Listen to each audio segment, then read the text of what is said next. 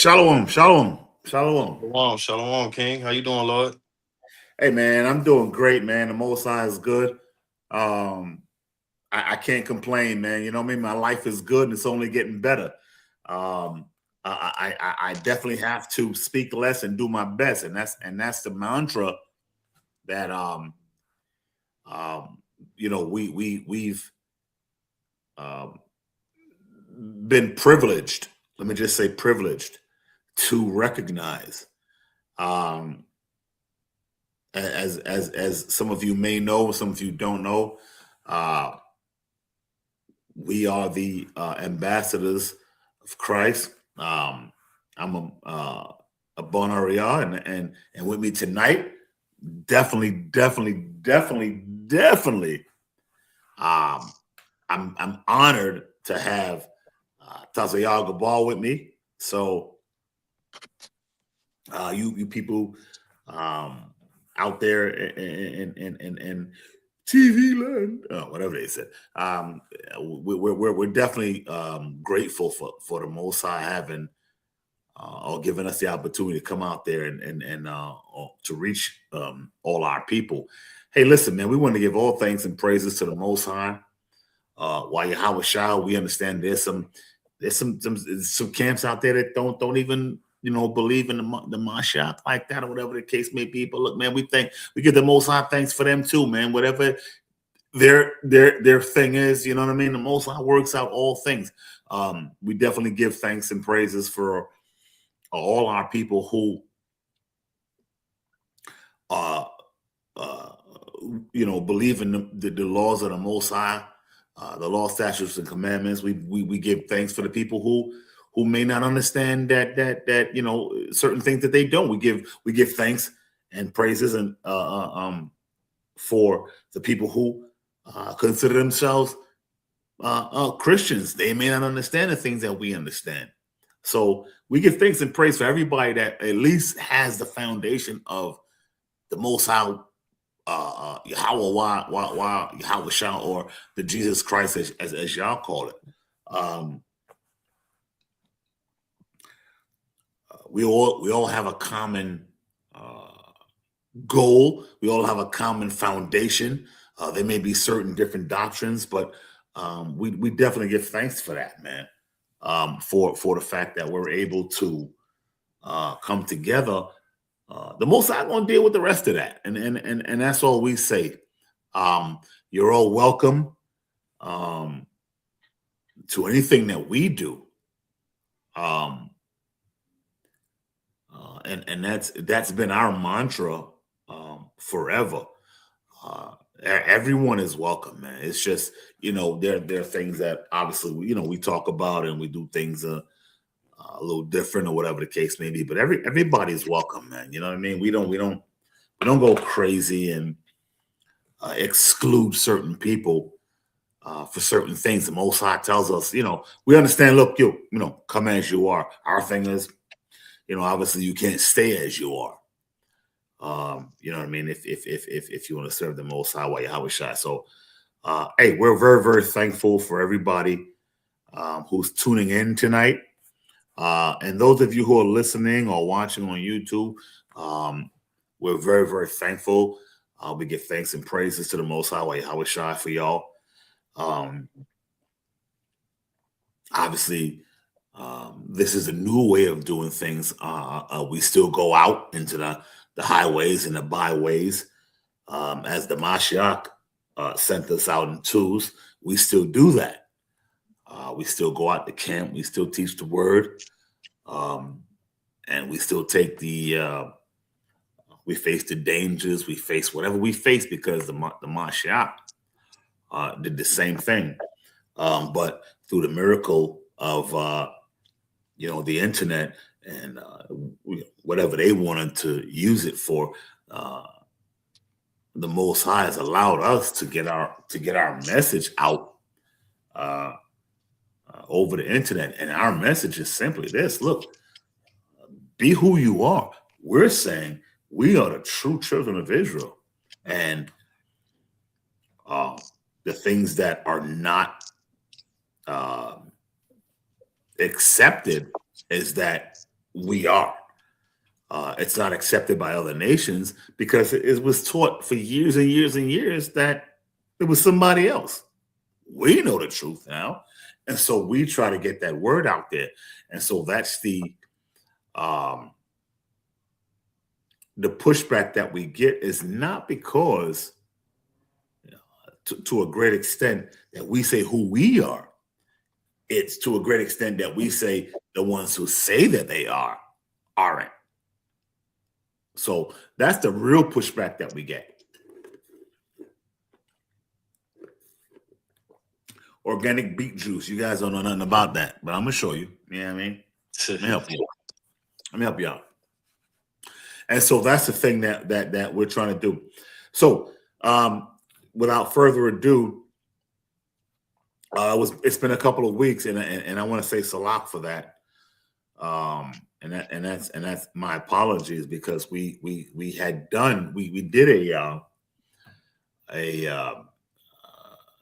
like a pagan horror day. I don't want to say holiday. We did a pagan horror day class on St. Valentine's Day, and I had meant to really get the part 2, because I did promise a part 2, and I was kind of a jerk off about it. I didn't get it done, and I asked forgiveness, not only for the Most High, why I was shy, but for the people, because we can't do that. You know what I mean? We got to do what the Most High told us to do. We are gonna do the part 2 and finish it up today, and then we're gonna have a New Year's class, which is going to be great, because we're going to have quite a few people doing it from the ambassadors of Christ, and so it's gonna be a wonderful thing. So y'all make sure to tune into that. We thank everybody who is tuning into this, and we thank the people who are going to tune into this, even if they hear it later. Hey man, listen, this is the Most High's program, so we're wonderful. We feel great. So without further ado, let us go into it. So the last we spoke, we were talking about Salak, let me just say one thing, King. Kun. I just want to say, being that you mentioned New Year's and everything, I just want to say Shah Shabbat being the first Shah Shabbat to everyone of the year. So, that's why I just want to get that out there. Shah Shabbat is the first one of the year. We're about 3-4 days into the year now. Passover right around the corner. Yeah, we're and Khan, the water for that. We're very excited for Passover. It's weird because as I was growing up, my mom was just full disclosure. My mom was a pastor, ordained minister. I'm talking about she went to a theological school or whatever the hell you call it, and I remember, as I got older, because we traveled all over the country, because my mom was a pastor,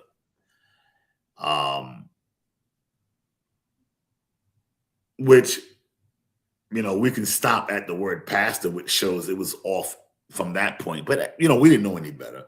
And obviously she didn't know any better. Or maybe she did. I don't know if she was very educated.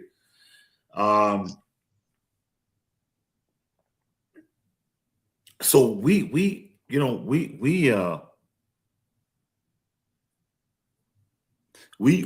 traveled all over, and hey, nobody loves the Most High like we do. Let's just start off with that. Nobody loves the Most High like we do. That's not a coincidence with the fact that because of the things that he's gotten us out of. In other words, when we can't pay our rent, when we ain't got no health coverage, we look to the Most High. Now, as wicked as that is, it also shows a spiritual connection. What they don't want us to know is it's not only a spiritual connection, there's a DNA connection, there's a physical connection, there's all these type of connections that we got to the Most High. And as long as they can keep us separated from that, we'll do their bidding. We've seen the scriptures where Most High done certain things and he couldn't do certain things, not because he wasn't the most powerful, but because when we broke certain commandments, we broke certain covenants, we tied his hands. So he couldn't do nothing because we tied his hands. It's almost like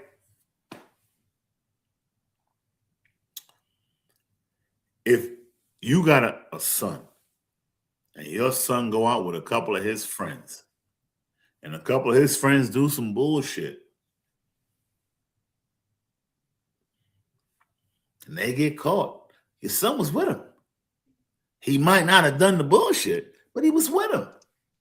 So you can't logically or righteously punish them without punishing him. He was with him. Now, the severity of the punishment might be different because of the things that he may not have done while he was there, but you got to punish him. You got to. He was there. He made a conscientious decision because I'm sure they told him what he was going to do, what they were going to do to be there and to do that. So the point is, that's how we are with the Most High. And that's why when you pray for certain things, when you see certain things happening, that's why they don't get better. That's why they don't come to fruition. Because you got to understand your part in that. And you got to do what you need to do in order to reconcile with the Most High in order to see those type of blessings. So in that, there endeth the lesson.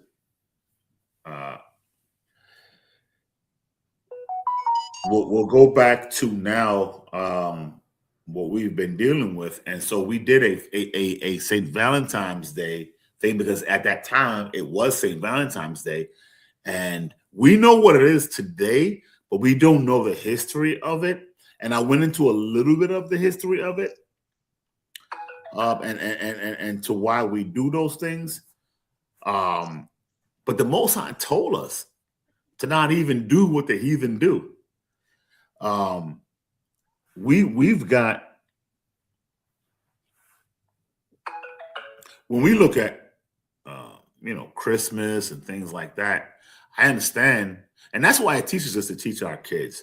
Because when I was growing up, I was looking at Christmas and I was like, man, they got all these gifts, and Christmas was a wonderful time and whatever.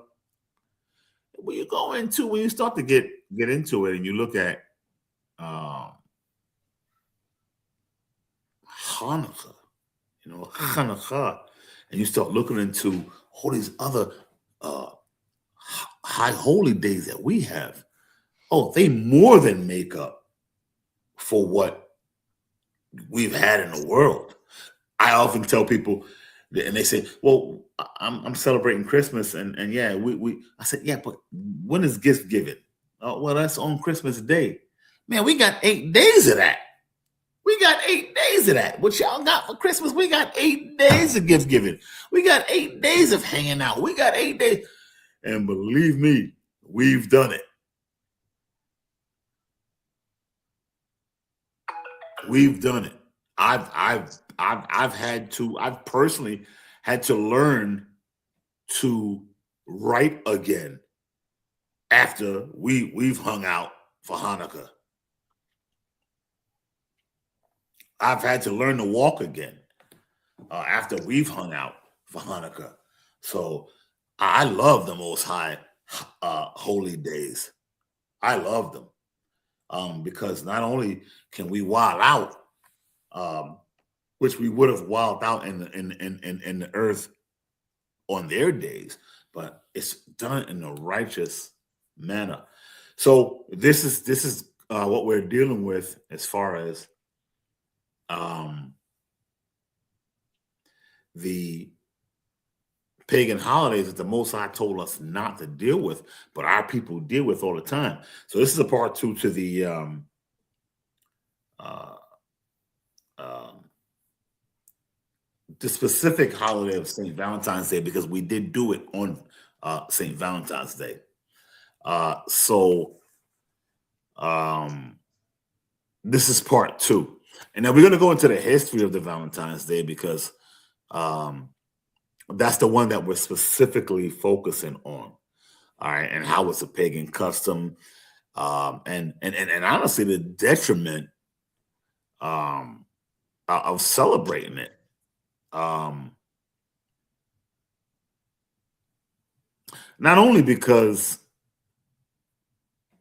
this was a pagan holiday, but it just it's one of those things where even if you don't know what you're doing, is you're giving honor um, to uh, these high holy days and the deities that they represent or that was made for them. And we're going to go into we're going to go into the scriptures. We're going to go into the history of Rome because this is where it technically started. And a lot of people think that it started with Constantine, but it didn't. So we'll go into that, and I'll give you a couple of books if you want to learn more about it and go into the people that um, wrote about these things. So let's see if we let me just uh,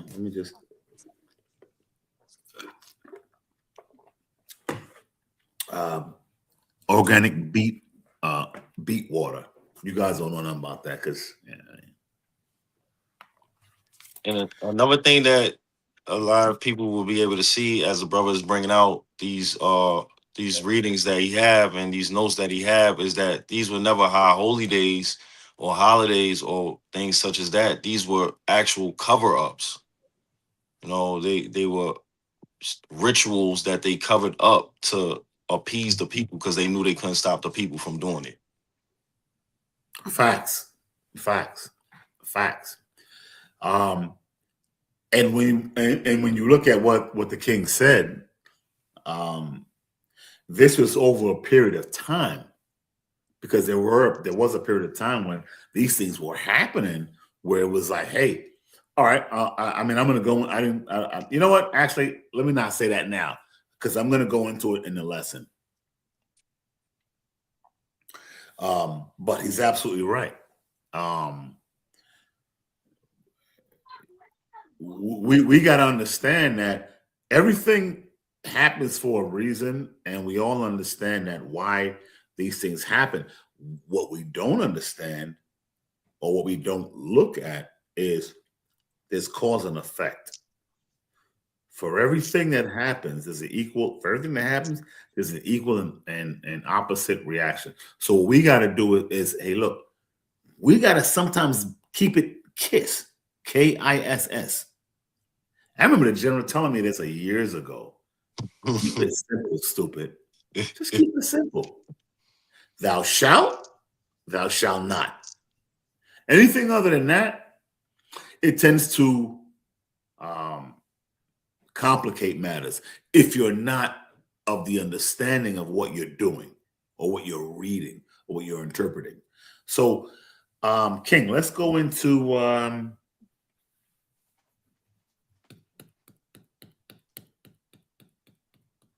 give me Exodus 20 and 3. Because let's go from the beginning when we're talking about and I know we didn't cover this. Well, we covered this in the first class about St. Valentine's, but I want to focus on this particular one. There are many others. I mean, I can go into many others, but we were focusing on this in the first class that we had done, and I did promise that I would do a second part to it. So let's go into Exodus 20:3, because what we got to do, we got to start at the beginning. The Most High forbids us to worship any of the gods or any perceived gods, but I'm gonna go into that right now. So read Exodus 20:3, Baba Kusha. You know what? Forget that. Drop that. Drop that. Give me Genesis 1:1. Drop that. Give me Genesis 1:1. Let's start there.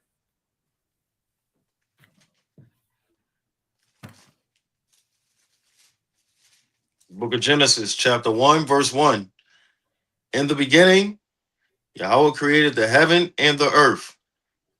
And the earth was without void. Salah. Earth was without form. Salah. Salah. I made a mistake. Read Genesis 1:1. Salah. It's the book of Genesis, chapter 1, verse 1. In the beginning, Yahweh created the heaven and the earth. Verse 2. And the earth was without form and void. And Salah. dark. Salah.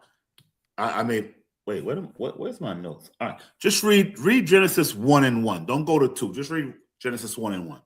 Salah. Come on, one. In the beginning, Yahweh created the heaven and the earth. See, I was messing with y'all because at no time did it ever say about any of the gods that helped the Most High create the heaven and earth. At no time. Now you can go to Exodus 20:3. Book of Exodus, chapter 20, verse 3. Thou shalt have no other gods before me. See? So if we know from Genesis 1:1 that it was the Most High himself that created all things, we go back to Exodus. We go forward to Exodus. Why did he say that? Read that again, King. Why did he say that? Thou shalt have no other gods before me. Keep going. Are we at least getting the understanding? The most honest, look, we understand, and we're going to go into that because I know what some of you ninjas out there are going to say, because you think that we don't understand the Mashiach's role in the creation, but we do. God damn it, we do. So sit down and shut up, because we do, and we're going to go into that. But when you look at the whole thing in its totality, it was the Most High that created everything. The King just read to you in Genesis 1:1 when what? Read it again, King. Genesis 1:1. Another one. In the beginning, Yahweh created the heaven and the earth. So that's everything, because everything came after that was because the Most High created it. So we understand that. We understand that. So like I got an alarm set for prayer. Amazon, stop the alarm. Amazon, stop the alarm on all devices. Salak, man, Salak. I have an alarm set for all my prayer times, so I apologize. You and your technology, King. Yeah. I got, because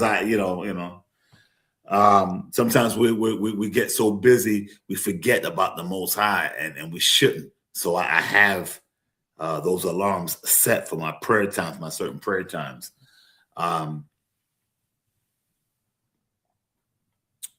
Yeah, so we understand that. We understand where the Most High made everything.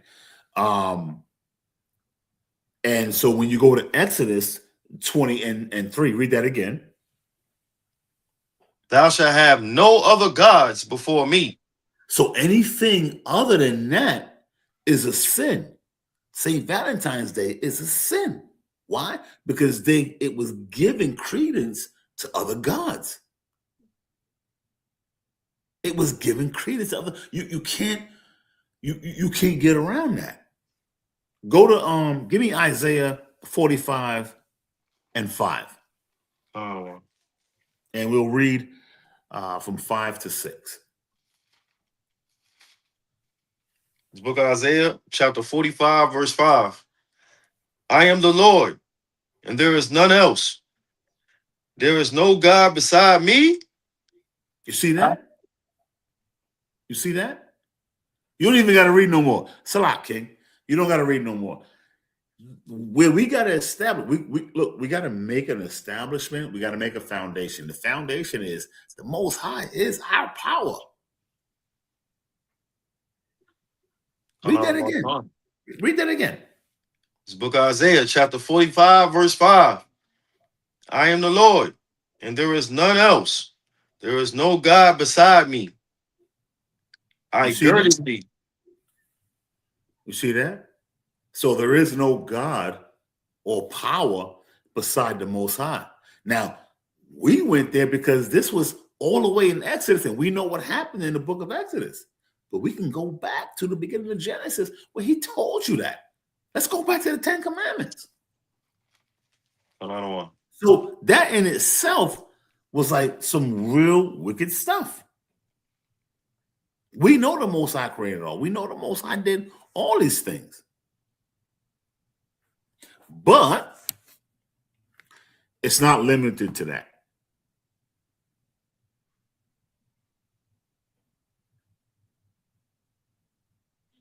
When you decide as a person, or even as a nation, to give glory to another deity, a deity that was made. And the reason why I went to Genesis, because I wanted to show you that there was nothing else before the Most High made what he made. So everything else after that was made. So now you become a victim, the culprit of worshiping the creation more than the creator. In the beginning was the creator.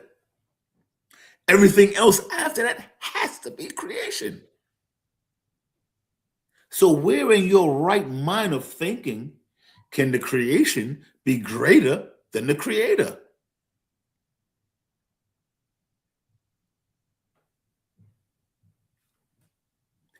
It's wickedness and it's evil.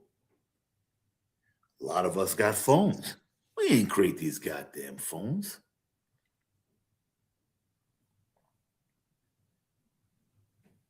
You mean to tell me, oh, you know what? Let's screw the phones. You mean to tell me that you know how to... You know what? Let's just go this way. Explain the sun to me. Explain the moon to me. Explain water. Explain water. I know from the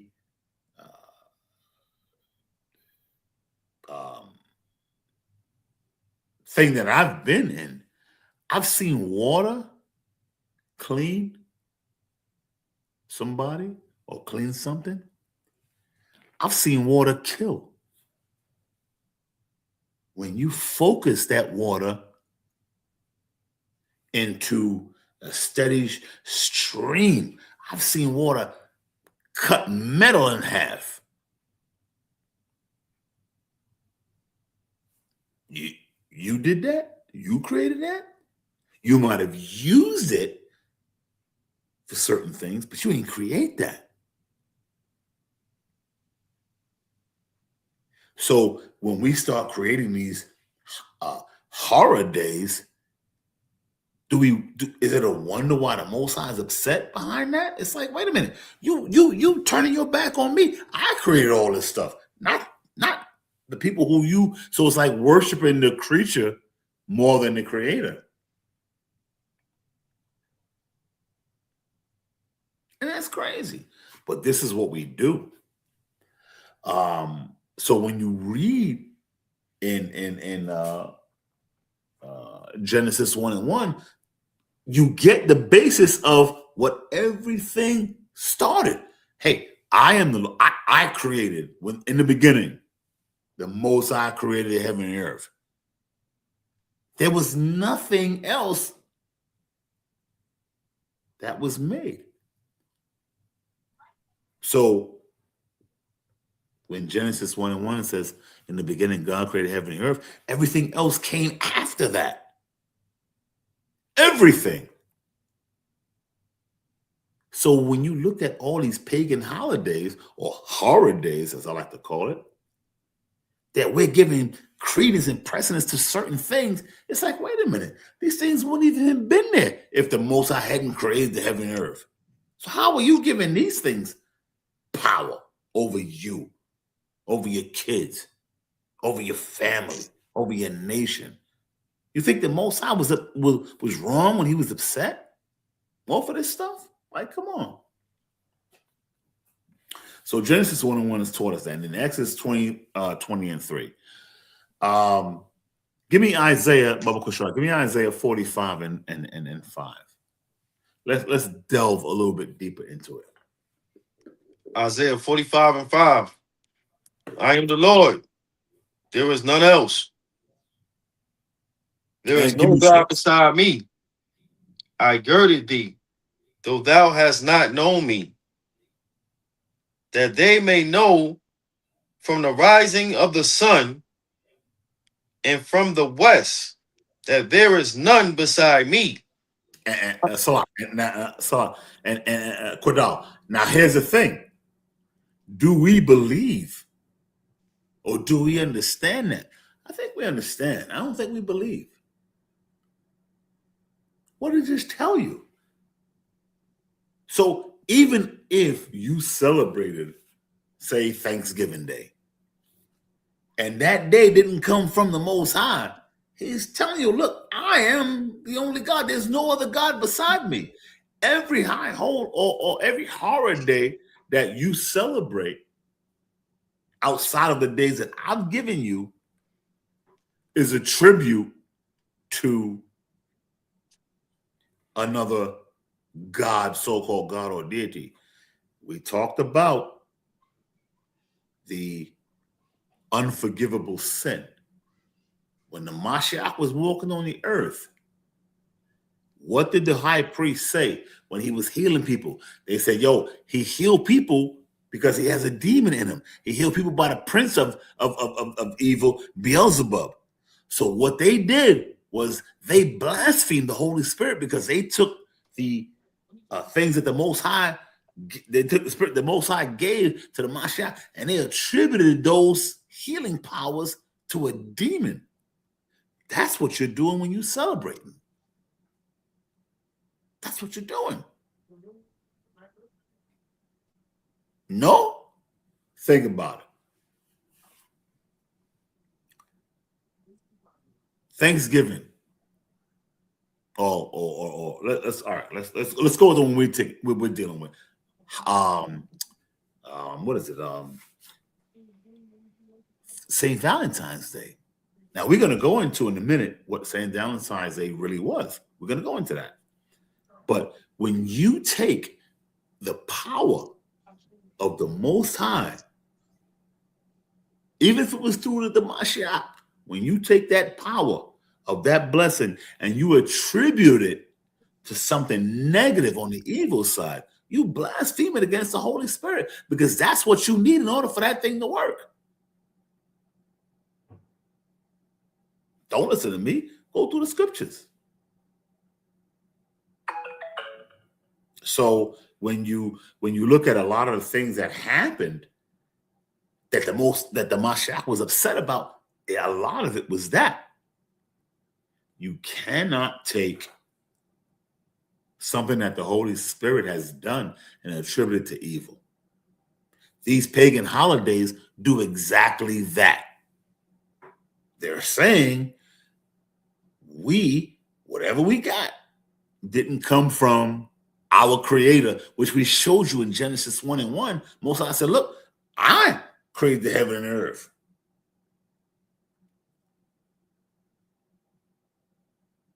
But they're attributing it to some attribute. I'm black, so they're attributing it. I sounded real white just then, right? Yeah.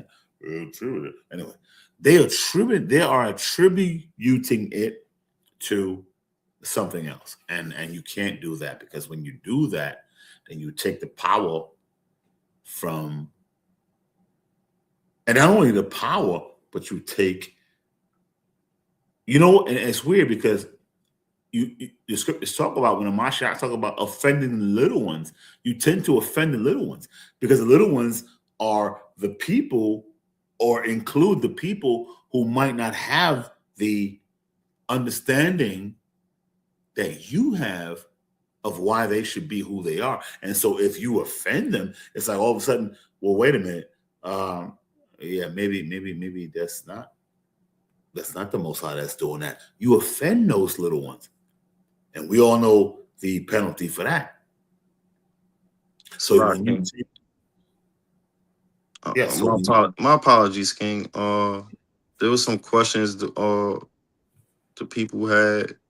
Lieutenant asked me to ask if we could answer some of the questions. Okay. Leave me alone. It don't look like nothing pertaining to Valentine's. One brother, it looks, do have like a question pertaining to Isaiah 4:1. I'm not sure what about it, but I can only imagine.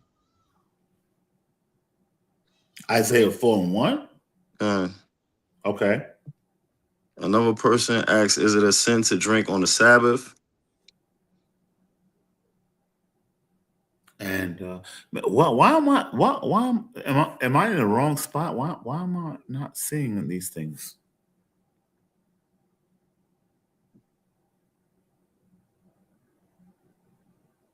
The Lord just posted it. You see it? It should be on the screen.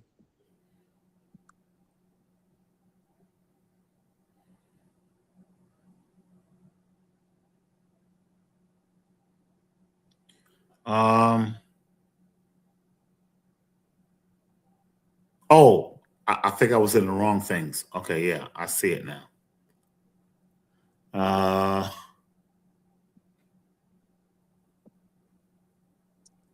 What were the questions? Oh, okay. I'm sorry. I hear you, but oh, I hear you. Oh, I hear. Hey, brother, I'm sorry. I hear you, but my wife comes first. She's my everything. I don't even understand why. Yeah, I'm not sure where that came from, Yeah, but I don't know. only thing I would say to that, brother, is don't put your wife before the Most High. The Most High should come before everything in your life. Here's what they don't realize. Here's what they don't realize. If you're looking, because of the way that it's set up, if you're looking for happiness through another person, it's not going to happen. It's not going to happen. My thing is, you, and this is speaking from a man to a woman, can never bring me complete happiness. Hell, I know what I like, I know what I want, and I can't bring me complete happiness. How can you? And I know what I want, and I know what I like. The thing is, happiness has to come. Now, they say it all the time. Happiness has to come from within, but they don't say how. Because if happiness comes from within, from me, and I am who I am, then that's no happiness at all, because that's the reason why I'm unhappy. So it has to come from a different place. Happiness has to come from the obedience to the Most High's laws, because he shows us what happiness really is. You can't control nothing, including your death. So your happiness has to come from something that is higher than yourself. Also, yeah,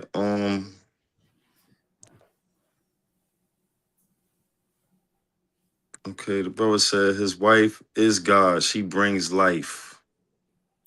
Yeah, we're not. You know what? We're not going to entertain that, because I'll be honest with you, that's easily destroyed. I can destroy it right now. It's easily destroyed. But we're not going to entertain that, because we know there are always going to be scoffers. You know what I mean? This is almost like which came first, the chicken or the egg. You know what I mean? So we're not going to do that. We can go, even if we talk about the woman and the man, we can go all the way back to the beginning. At the beginning, who was first? Adam. So we can destroy that that nonsense. That's a scoffer. So we're not going to deal with scoffers right now. You know what I mean? If they want, we can have a particular class on just scoffers, and they can give us the scriptures, and we can handle those scoffer scriptures. But I know what that is already, so we're not going to deal with that. You know, she give life, she give all that. Yeah. Does she though? Do you give life?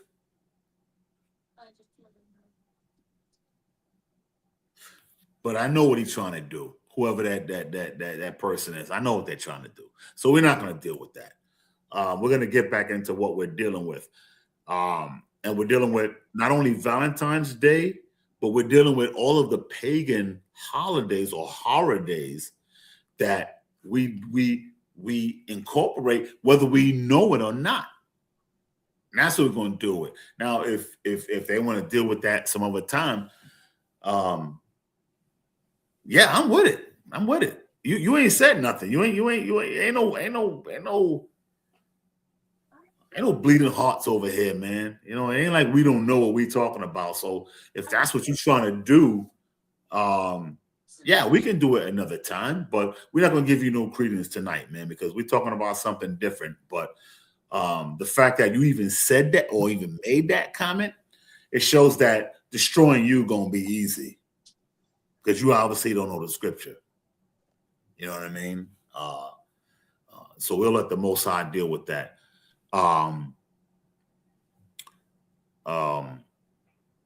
As far as what we're talking about, we the timeline is, look, the Most High in Genesis 1:1 says, hey, look, man, the Most High made the heaven and earth. So we know where it came from. We know where everything after that came from. Okay, so and then when we went to Isaiah 45,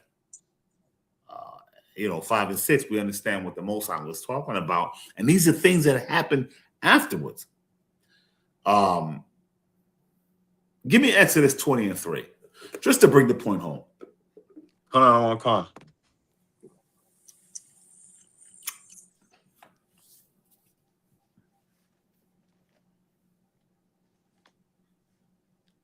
Book of Exodus, chapter 20, verse 3. Thou shalt have no other gods before me. So we see that when we go back to Exodus 1:1, Genesis 1:1, the Most High made heaven and earth, as it said. We go to Exodus 20:3, which says, "Shall have no other gods before me." And then we also went to Isaiah 45 and 5 and 6. So yeah, our people had got into the worship of the idolatry and things of that nature. Now we're talking about a timeline here. Okay, we're not going to go too much into the timeline, but I will touch on it. But we're talking about a timeline here. So if you have any type of understanding, these things didn't happen like last week and the week before. It was definitely a timeline. So the Most High created alone. He created, through the Mashiach, everything that we know, but it wasn't limited to that. So if like, all right, so like any extreme, so any extreme devotion, just so you can understand, any extreme devotion to a person or a thing or an ideology, or even a certain like concept outside of the scriptures, that can definitely be considered idolatry. And we have look, we've got certain people who believe in certain things that we may not believe in, and they believe in the Most High. And shout out to all our brothers and our sisters who might not agree with us on certain things as it pertains to the Most High Yahweh or the Mashiach Yahweh Shai. Shout out to y'all too. The Most High going to straighten all that out. The Mashiach going to straighten all that out. So but that don't mean we hate y'all. We rocks with y'all. Going out on one con. As long as the foundation is the same, the understanding is the same. We rock with y'all. We might be one of the few schools that do. We don't give a damn.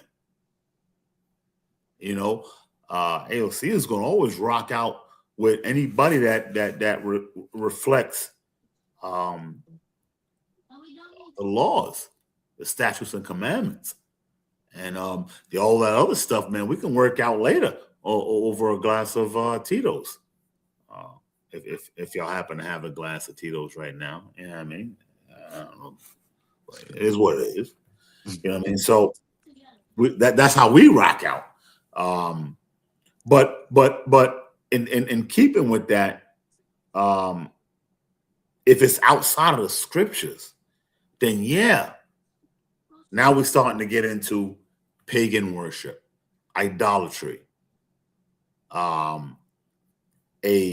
so money, power, even unhealthy desires. Those are examples of let's say misplaced worship. All right. And therefore it's considered idolatry.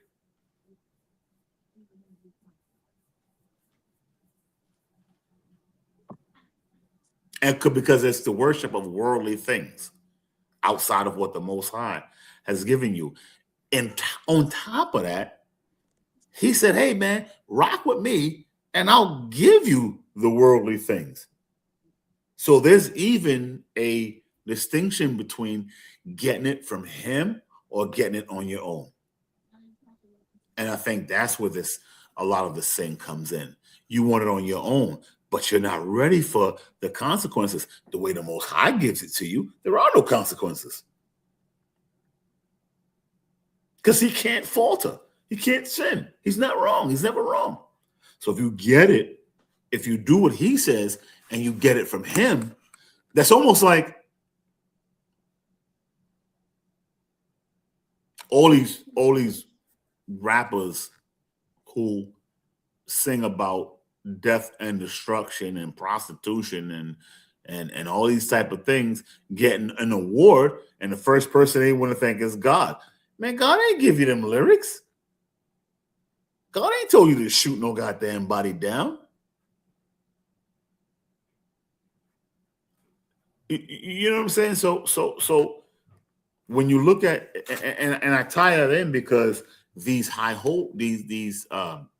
horror days rather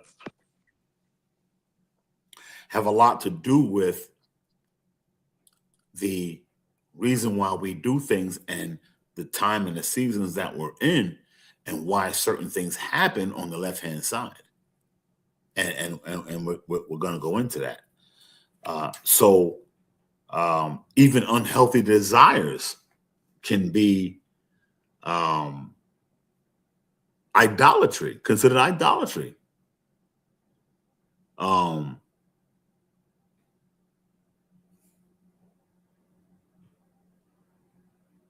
Even in our even with our people, when we show certain icons, I mean that can be considered idolatry if you're not careful. All right, if you're not careful. So any type of statues or images or anything of that nature can be considered misplaced worship, because now you start to get into worshiping the creature more than the creator, and the Most High told us about that. So when we talk about Valentine's Day and all these other type of things, which we're going to get into real quick, I'm not going to be long with it. I just wanted to set a foundation as to why we do those things and the frame of mind that we're in when we do it, and why we got to come out of that. All right. So, and Valentine's Day is and it's these other celebrations. You know what I mean? And these are acknowledgments. You know what I mean?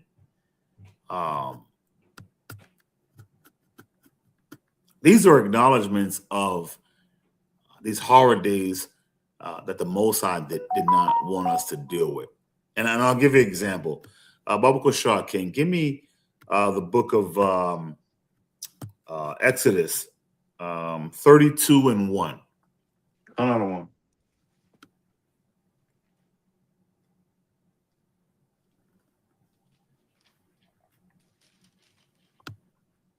It's the book of Exodus, chapter 32, verse 1.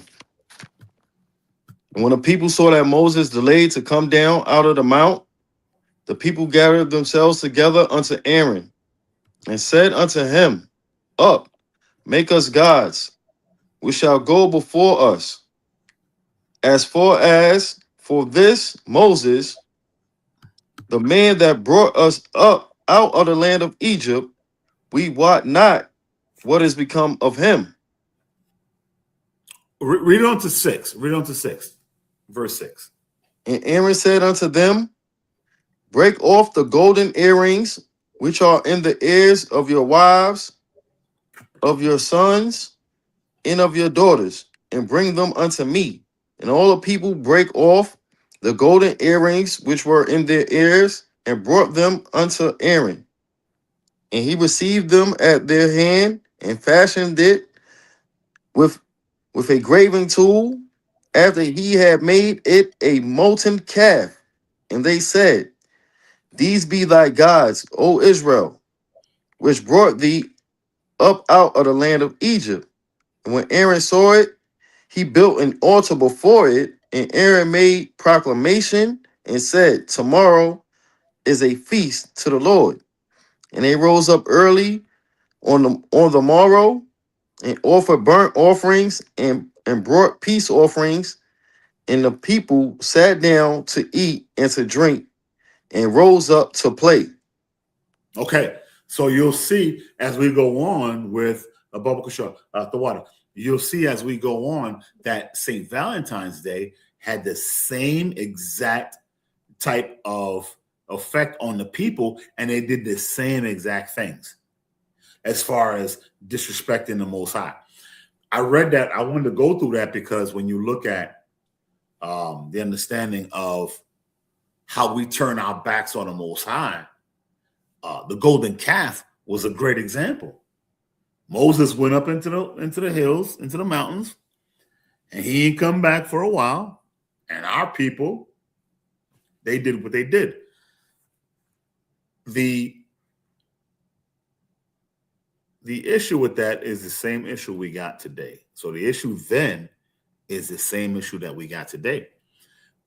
We turn our backs on the Most High, even though the Most High does all he did and shown all he did for us. We turn our backs on the Most High. And they did that with the golden calf. Now, that's a crazy, that's a clear-cut example of idolatry. Like these dudes made a golden calf, a physical golden calf, even after the Most High did what he did. So I went there to show that how deep our wickedness as our people went. because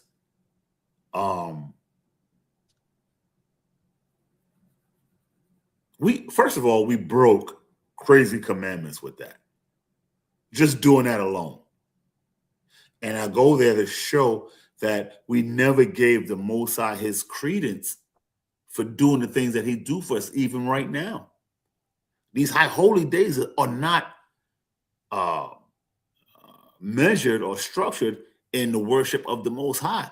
Every high holy, every horror day that is in the nation right now, in this world right now, is designed to take the glory from the Most High. That's every right. single one. Every single one is designed to take the glory from the Most High. And how do we know that? Because the scriptures tell us. Give me all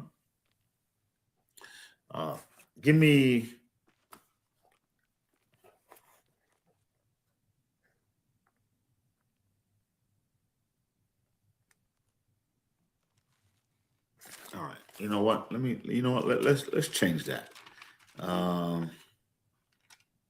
Yeah, while you going into that, Lord, I'm gonna just say, Come. I'm gonna just let the people know. To the brother who said his wife is God, the brother just read in the book of Exodus, chapter 20, where the Lord said, "Thou shalt have no other gods before me." So, bro, you really gonna have to contemplate with yourself and with your spirit as who you are serving. Are you serving the Most High, or are you serving your wife? Are you put who like how the Lord said in the book of Romans, it say, who changed the truth of the Most High, into a lie, and who served the creature more than the creator?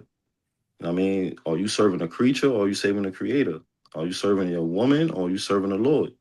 We're gonna get into that just for a second. I mean, I hadn't planned on it, but we're gonna get a little bit of understanding into that, because I get why he might have said that, because there is a growing movement that brings that forth, that type of understanding or thinking. But even biologically, they make errors. They make errors. Now they because they want to look at, hey, like let's take, for instance, the adage of which came first, the chicken or the egg. That's their thing. Because we can say, well, without the man's seed, there is no egg without the woman to nurture the seed and to bring it up. And they can say, well, you're right. And it's the other way around. Without no egg to nurture, then there won't be no seed. But it goes beyond that. As a matter of fact, no, it don't go beyond that. You can easily kill that with just a simple who came first type of thing. But we're going to go into that. We ain't going to do it right now. But if we got some time when we finish this class, matter of fact, let me finish this up early, then we can go into that. Because that's not a real good argument. It really isn't. It really isn't. And it's nothing we haven't heard before. Listen, we in no way diminish the role of a woman, the title of a woman, the need for a woman. Look, we all understand there is no nation without them. Now, we know the Most High could have done that. He could have made a nation of men. But he didn't do that. Even when he made Adam, he realized, man, Adam made a counterpart. So he made Adam a counterpart. So we're in no way dismissing or diminishing the role of a woman. But when you go back into the divine order, that's where the separation is. The separation as far as the understanding. But when you deal with a woman and a man and the order, and we know the order, the Most High, the Mashiach, man, woman, child. Now, I know when you usually hear that when it talks about the head covering. We're not going to go into that, but that was debunked years ago. We can destroy that easy. But that order has to have the understanding of spiritual things, biological things, and physical things. And a lot of people who talk like that, especially men, what they're doing is they're giving up their position. You're placing yourself in a position where the Most High didn't place you. And you're putting that woman's position over you where she's not equipped to handle the things that you got to handle. So when things don't work out for you, you wonder why. Well, she's not equipped to handle the things that you're equipped to handle. So when you let her make the decisions on certain things, you wonder why they go wrong. And any woman that can handle those things, she's outside of her order. You become masculine. So it ain't going to work either way. But I know I'm going to get a lot of feedback on that, but we can prove it. So if y'all want to see that, we'll deal with that. Because it's all about the divine order. It's all about the divine order. You get the lions. A female lion is what I've seen almost as powerful as a male lion. However, you don't see them going outside of their order. They understand what the order is. And nothing is diminished. Nothing. Female lion does what she does. Male lion does what he does. And everything is in order. So when a man turns around, he gives his place and his order to a woman who, beautiful as she is, wonderful as she is not designed to be in that place. What do you expect to happen? It's not about diminishing who they are. It's not about them being, but it is about them being the weaker vessel as pertained to the Most High scriptures, not necessarily them being stupid. It's not about nothing like that. Physically, traditionally, they're weaker than us. For a reason. For a reason. I don't know no brothers, but I don't want to come home to no goddamn female bodybuilder and we got to get in the bed and be intimate. I don't want to do that. I mean, maybe some of you brothers, might like that kind of stuff, but I ain't with it. So we'll deal with that later. Getting back to the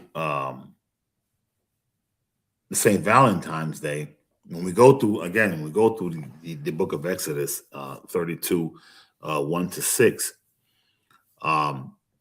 just having that type of thing broke the commandments. Get those commandments, Baba Kusha, because we want to look at the ones that they broke, which namely was 3, 4, and 5.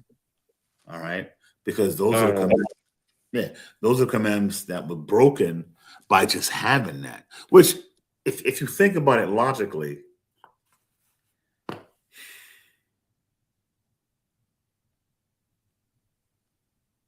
you wouldn't expect your kid or your child that you had to solve something that you had going on. In your mind, I'm the parent. I'm the adult. I have all the understanding and the know-how to solve my kid's problem, not my kid solving mine. And so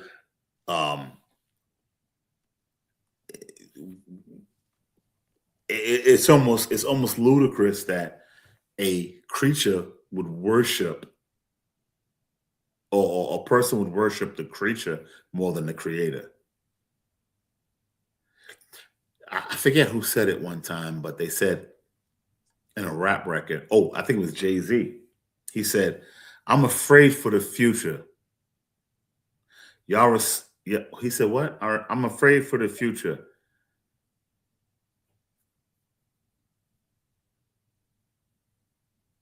y'all respect the one who got shot. I'm gonna butcher it. I'm gonna butcher it. He says, I'm afraid for the future. Y'all respect the one who got shot. I respect the shooter. That's wonderful. That's wonderful.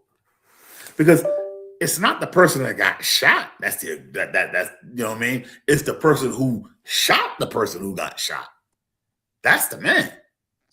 And so when we celebrate these days, it's like, wait a minute, you blaspheming against the Holy Spirit because you're giving the honor and the power that the Most High has to do the things that He did to something else other than Him.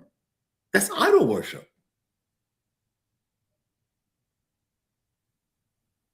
In its entirety. That's idol worship. That's why the scripture talk about the sin that can never be forgiven. Did not the chief priest did do that to the Mashiach? Did not they say he casted out devils by the power of the devils? Did they not give the glory to somebody else? And an evil person at that? That's the thing you got to look at. Read that, King. Book of Exodus, chapter 20, verse 3. Yep. Thou shalt have no other gods before me. Thou shalt not make unto thee any graven image or any likeness of anything that is in the heaven above, or that is in the earth beneath, or that is in the water under the earth. Thou shalt not bow down thyself to them, nor serve them. For I, the Lord thy God, am a jealous God, visiting the iniquity of the fathers upon the children unto the third and fourth generation of them that hate me, and showing mercy unto thousands of them that love me and keep my commandments. That's it. That's it. So we understand from that look, even when now we know obviously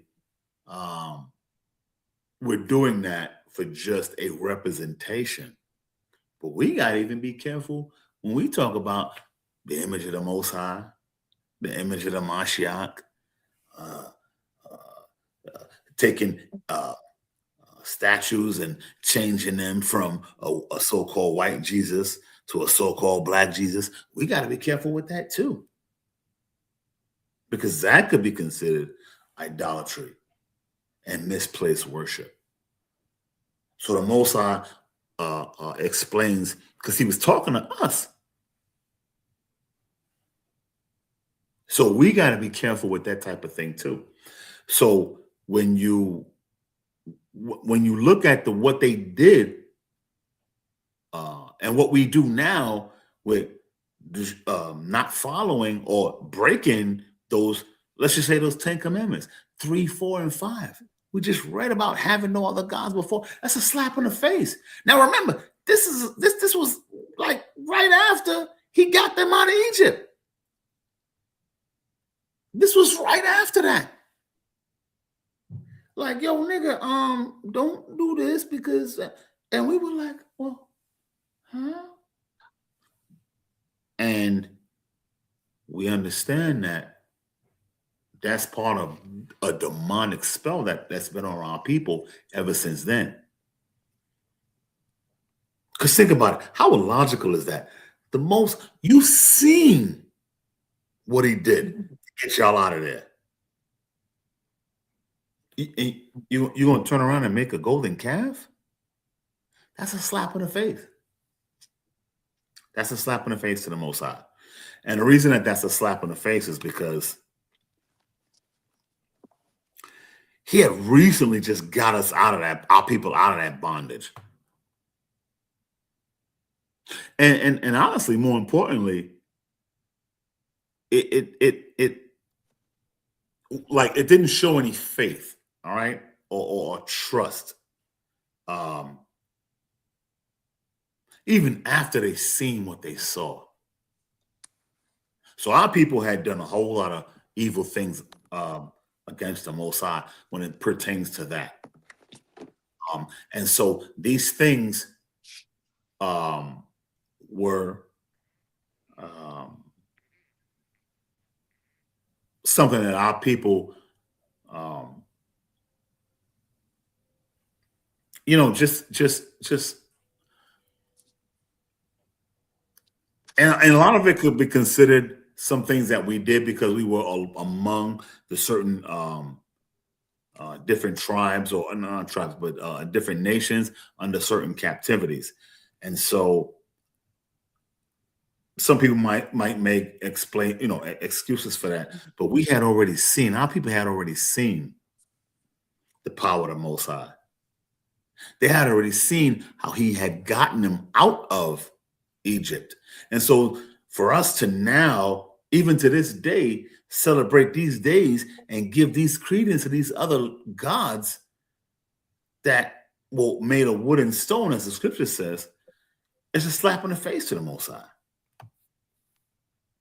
It really is.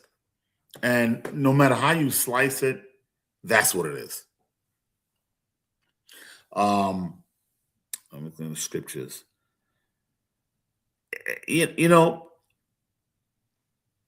And even after he had already shown us what he did for us, getting us out of these things, we broke the one thing. We broke the covenant. We broke the agreement that we had with the Most High. And the reason why I'm going back here is because this wasn't something, what we do now with this St. Valentine's Day and all this crap, and I'm going to get into that in a minute. This wasn't something that we just started doing. We've been breaking the covenant or the agreement with the Most High for a long time. That golden calf was the biggest example of us breaking the agreement. We talk about, oh, the white man broke. He made 100 treaties with the Indians and he broke every single one. What about the ones we broke with the Most High? What about those?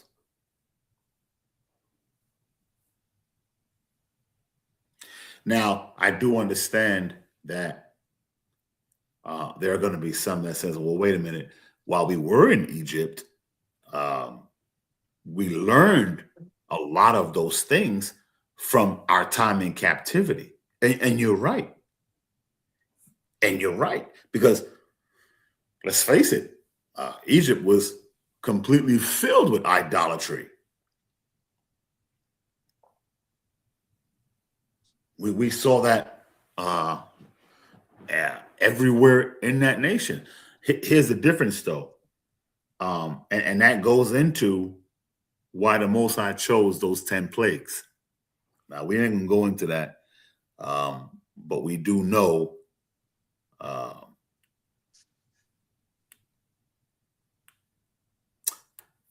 you know what? Give me Jeremiah 10 and 10 and 2. Give me Jeremiah 10 and 2. Because we do understand that those things go hand in hand with our people being in Egypt and having going through slavery. So I'm sure we learned it there. I'm definitely sure we learned it there. You know what I mean? But we've had a penchant for disrespecting and disobeying the Most High. Even from the beginning, when you look at them dudes didn't see Moses coming down, and it was like, well, wait a minute, let's get us a golden calf. And I'm explaining why they did that. Go ahead. This book of Jeremiah, chapter 10, verse 2. Thus saith the Lord, learn not the way of the heathen, and be not dismayed at the signs of heaven. That's it. I only wanted him to bring that part out because the Most High told us, hey, look, man, learn not the way of the heathens. Now, easy to say because we were in Egypt. When we look at all our captivities, the things that we suffer now, things that we do now, quote unquote, Christianity, we've learned from being oppressed by our oppressors. Most High ain't never gave you no Christmas. He gave you Hanukkah. He never gave you no Easter. He gave you the Pesach. He gave you the Feast of Tabernacles.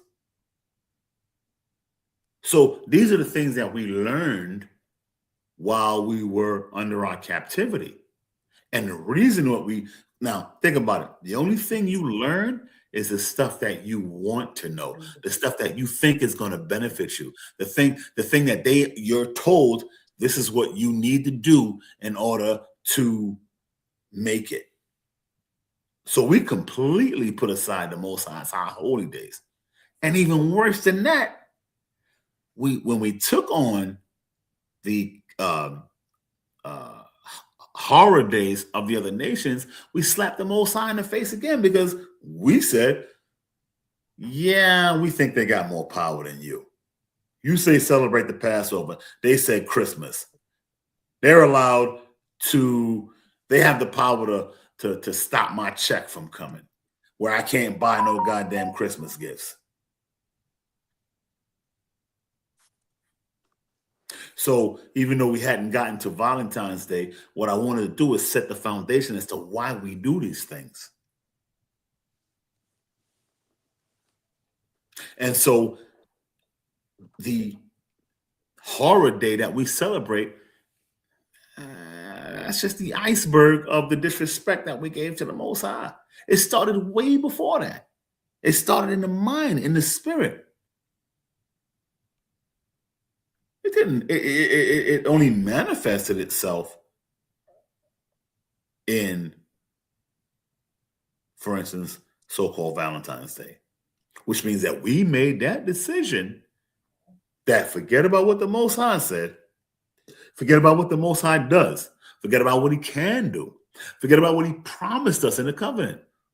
This is where we are right now, and this is what we're going to do because this is who has more power.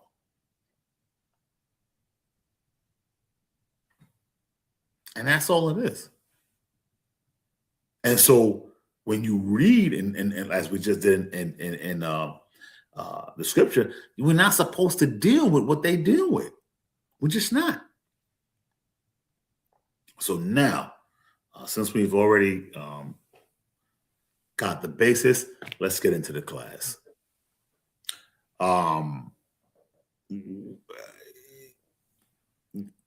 You know, when we were in bondage, when our people were in bondage, the biggest thing in bondage was that we took on the customs of the other nations. And this has been well documented all throughout the scriptures. We don't have to go into all of them. But in doing that, we, again, like I said, we slapped the Most High in the face because of all the things that we had seen him do physically to get us out of that, to now want to go back into that. We made a conscientious decision that this is who we're going to follow. That's why when you look at the scripture with more, talking about this day I put before you life and death, choose. We chose death when we go and choose these pagan horror days. So let's, and a lot of times what happened was when you look at the reasons for those things, we had started to get into an idea that, look, we wanted something tangible. And that was the same thing that went down when you look at King Saul and King David and things like that nature. We wanted a tangible, something we could see, something we could feel. We didn't want to be ruled by the Most High, even though he had already shown us the things that he did for us. We wanted something tangible like the other nations did. And I don't blame them, because I could see when they were in Egypt, especially, all the gods, all the statues, and all the prosperity that they had. And so when you look at all the prosperity they had, you say, hey, wait a minute. You mean this God of wood and stone gave them that? Well, I need me one of those. And so that simple thing is what we still do to this day. So that was an extra slap in the face. All right. So, look, it's no great mystery why our people wanted the same things, because we had seen that in the lands of our captivity, even after Egypt. But Egypt was probably the first. And so we had seen that, hey, wait a minute, these people had all these gods, these high holy, these horror days, and the things that they were doing. and benefiting, and all the prayers and festivals that they were giving to their gods got them these things. And so our people wanted the same because they saw, hey, wait a minute. If we bow down to this wood and stone, we can eat like them. We can live like them. And so that's what our people did. And they're still doing it to this day. But we're going to show where that's where it was wrong then and it's wrong now. So let's go to where's my Bible? Let's go to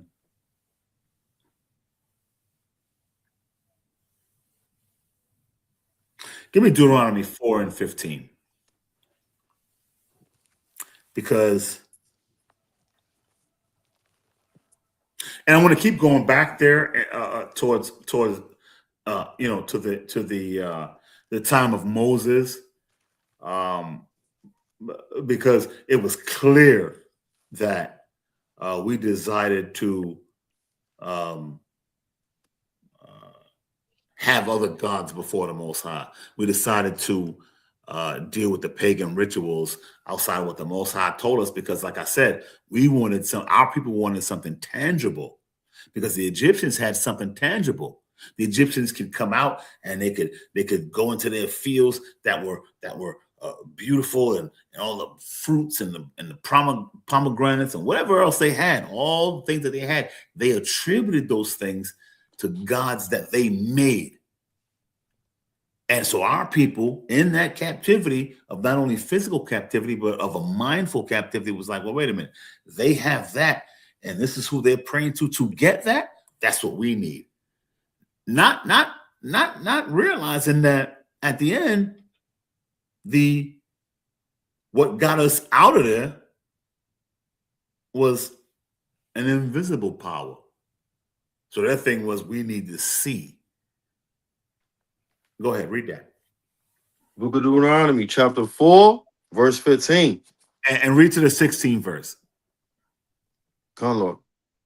Take ye therefore good heed unto yourselves, for ye saw no manner of similitude on the day that the Lord spake unto you in Horeb, out of the midst of the fire, lest ye corrupt yourselves and make you a graven image, the similitude of any figure, the likeness of male or female. See that? So even with that, the Most High was warning us, was like, well, look, man, you know, if we bring it to today's understanding, it's like, look, man, I appreciate y'all understanding that, you know, I was a black man or whatever the case may be. I appreciate all that. But even with that, he's like, well, look, just, you know what I mean? Just don't wild out. I don't want you making like images of me or the angels in heaven or the seraphims or whatever the hell. Now, how do we know that that's different from anything else? Well, because when the temple was being built, or the temporary temple was being built, he gave instructions as to how he wanted the things to be built. But even in that, in no way, type, or form did his instructions about his image come up. He said, hey, here's the ark. He even told you how I want the curtains to be, what color I want them to be. I even want where you're going to put the basin, where you're going to put the menorah, all of that stuff there. But he never said, hey, the image of me. So although I love the fact that we show a lot of our people show that, hey, the Most High was a black man, this, that, and the third. He says, be careful of that too. And he makes a distinction because he shows us, hey, look, the ark, this is that and the third, whatever, what y'all have those, you know what I mean? So he's that concerned about, hey, look, man, don't do the idol worship as far as you showing what I look like and that if that makes sense. And again, that we can weigh that, but I think a lot of us do it for a pride thing. You know what I mean? Because after having learned that the Most High was white for all our lives, to know that He is black, if you agree with that color thing, it's a beautiful thing. But he even warns against that. So we'll deal with that. So that's what he was talking about. But this action, doing that broke the covenant or the agreement that the Most High had with His people. So these horror days, as we're getting ready to get into it right now, are doing the exact same thing. They're breaking the covenant or the agreement that the Most High had with us, because these are not the days that He gave us. And I hate to say it, but I have love for them. But our so-called Christian brothers and sisters, these are the things that they're really getting into. And I'm going to dissect that right now.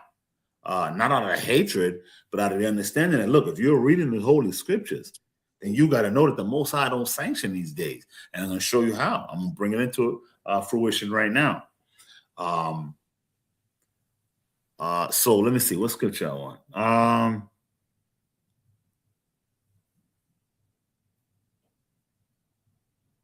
And even doing so,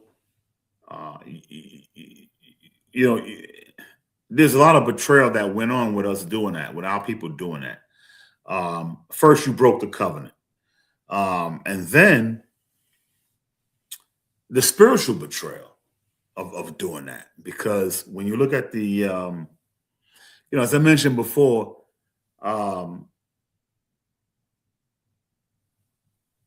he had, the Most High had just beat up on the Egyptian dudes for us, for our people. And He had got us out of our people out of there. And it's almost like you turned your backs. We turned our backs on the Most High, after that.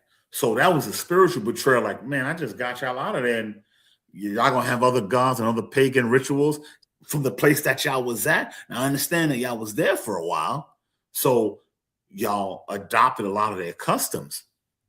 But that's a slap in my face, because I got y'all out of there. Y'all was serving these customs, doing these customs under bondage. They ain't make it no better for y'all. They made y'all say, hey, look, serve this, worship that, and do that. They didn't say, if you do it, we're going to make you cool. We're going to give you less punishment. No. They said, just do it. And they still punished you. Just like America. You think this country don't do that? You don't salute or agree to the flag? But even if you do, you'll salute the flag and their part, and you still got to come home to the projects. It don't make it no better. Don't make your life no better. It's just do what we say do, not what we do. And so our people were doing that. And that was a slap in the face to the Most High. Now, finally, it turns to the moral corruption in celebrating these horror days, especially the one we're talking about tonight, Valentine, because of what Valentine's Day was about. Now, it had gone through a progression, and I'm gonna go through that in a minute. It had gone through a progression from where it started to where it ended up being, even to our day. But when you look at that, especially Valentine's Day, but a lot more, a lot of these days or horror days were marked by some crazy, wild, like celebrations. And so that morally became an issue for the Most High, because we weren't supposed to be dealing with the nations on that level and going against the Most High. So morally, so there was a spiritual thing, there was a moral thing, and then there was a covenant thing, and all those things was possible when we started breaking the commandments dealing with these high holy day, these horror days. So,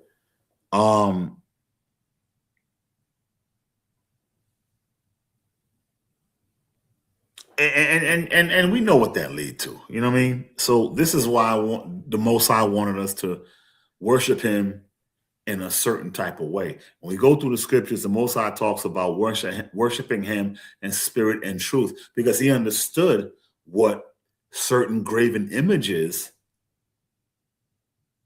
could lead to, the type of worship, even if it was an image of him. He understood what that could lead to.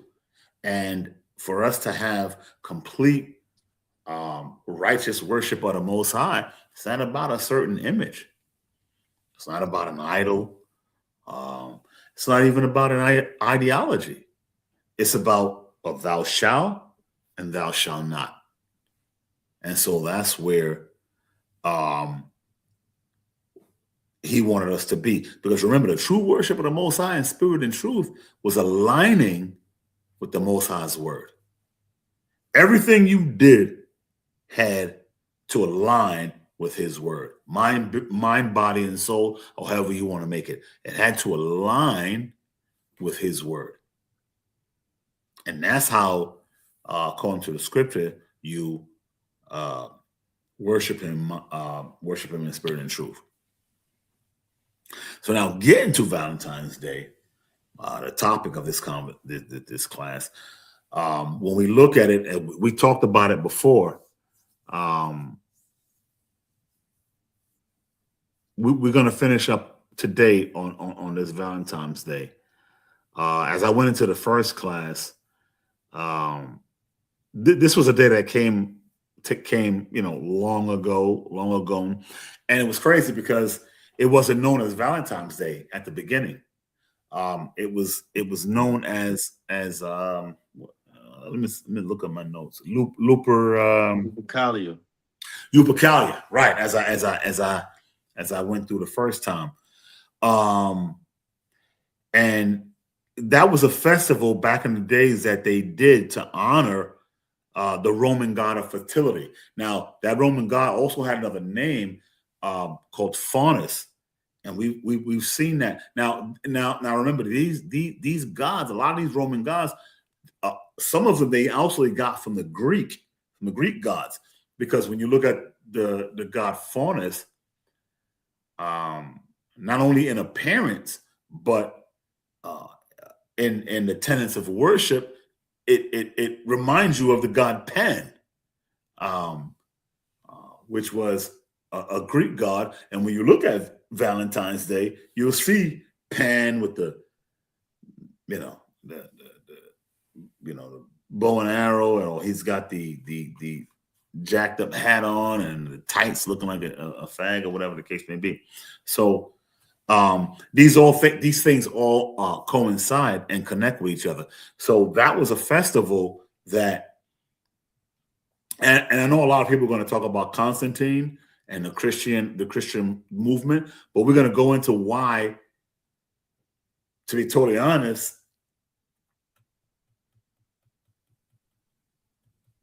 Constantine didn't have too much to do with that. Remember, this was already something that was established before Constantine started to do the Christian thing and merge certain pagan holidays with the Most High's laws. And so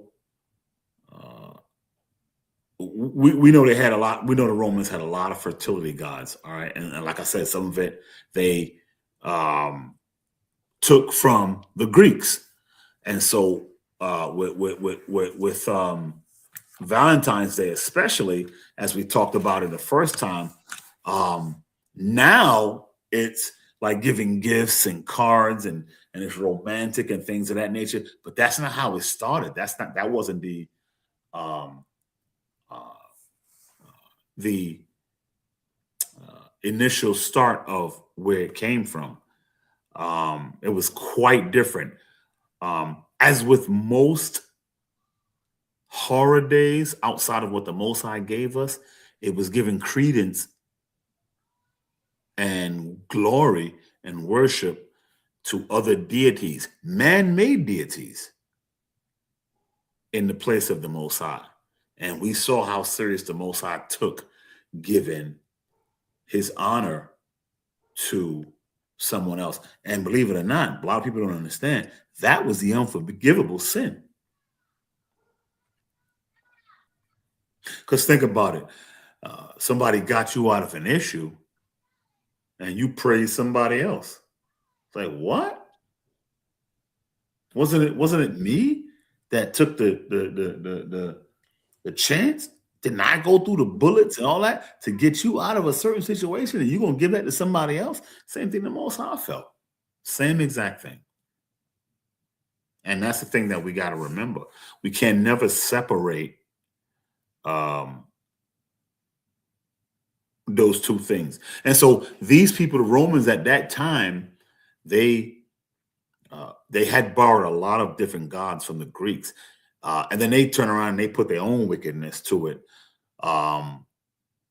But you know, and that's what's particularly interesting about this particular thing, because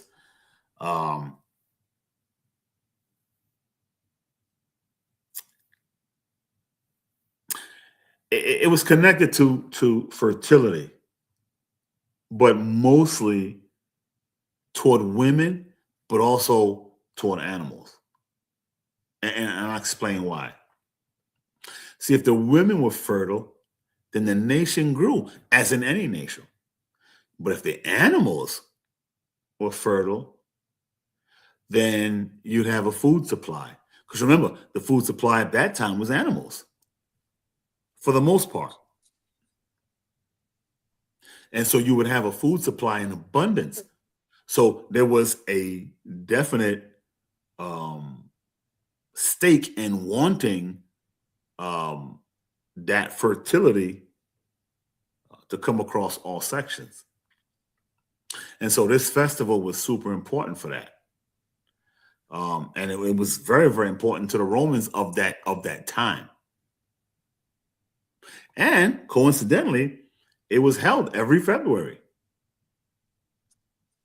as a so-called Valentine's Day is held right now. Between the 14th and the 15th, I believe, when you go through the history. And so with that, the Romans, at that time, the Romans would have their own priest, which was weird, because they would use like strips of like goat skin, and they would beat the people. And I think that, I guess this was to get them horny enough to I don't know, but they would beat. There's quite a few books and quite a few scholars on that, and I'll give that later. But I guess this was enough to bring about the fertility, because remember, it was about fertility. When you look at the beginnings of St. Valentine's Day, it wasn't about what you see now, the love and the romance. It was based on Lupercal and or Faunus, the god of fertility.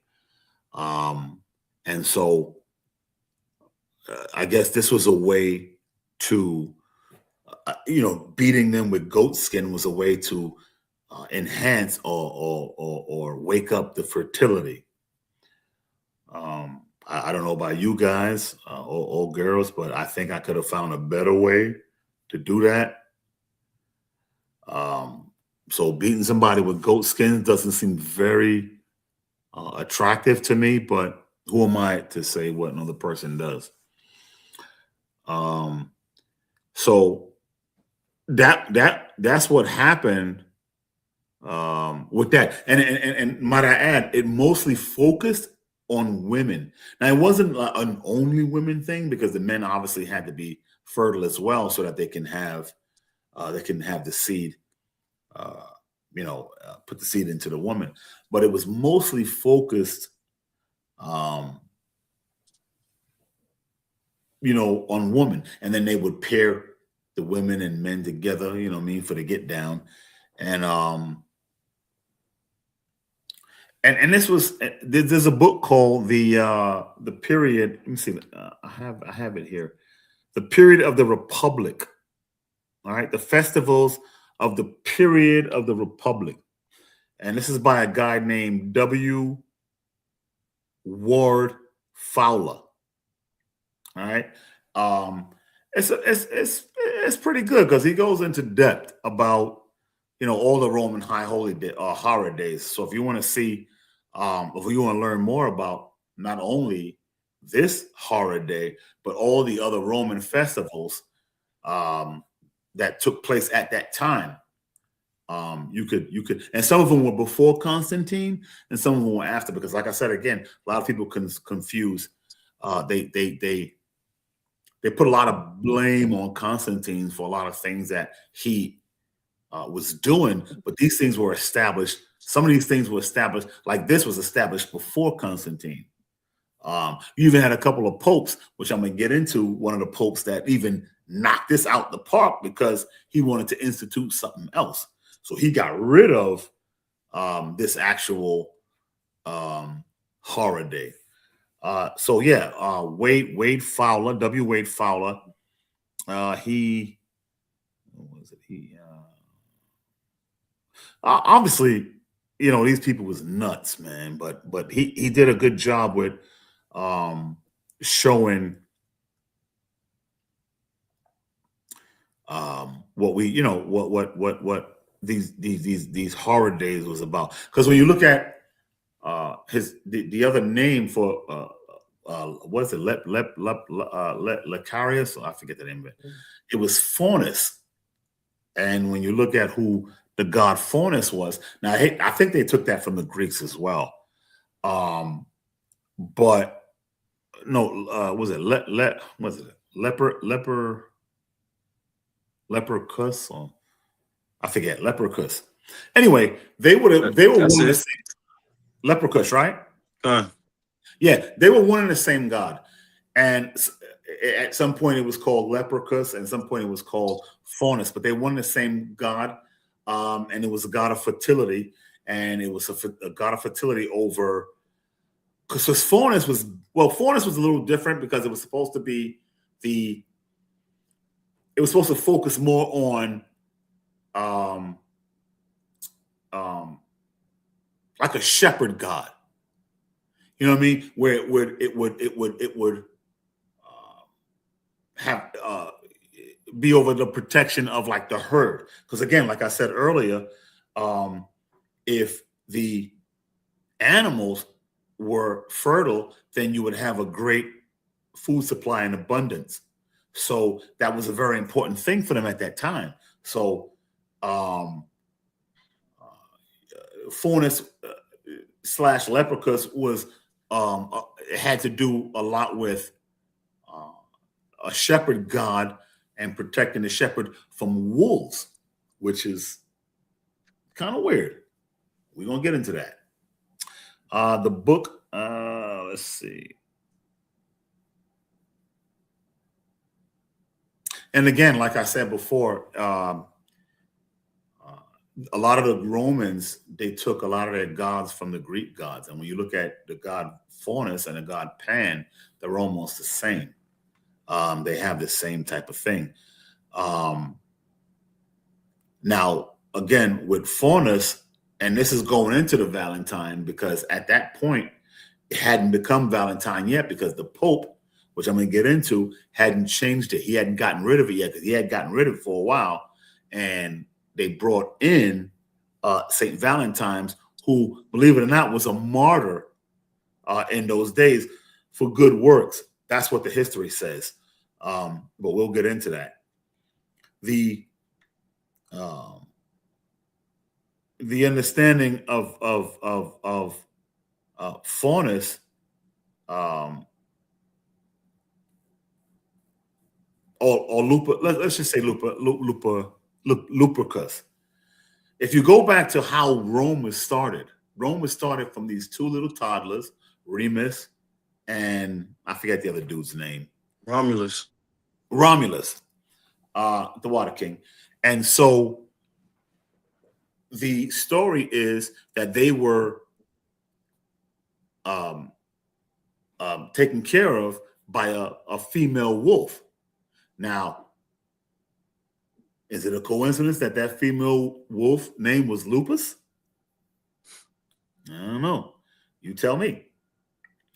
So they were taken care of and protected by a female, or a female wolf by the name of Lupus, and the god Faunus, or Lupicus, was supposed to be a god of fertility over not only the people and the animals.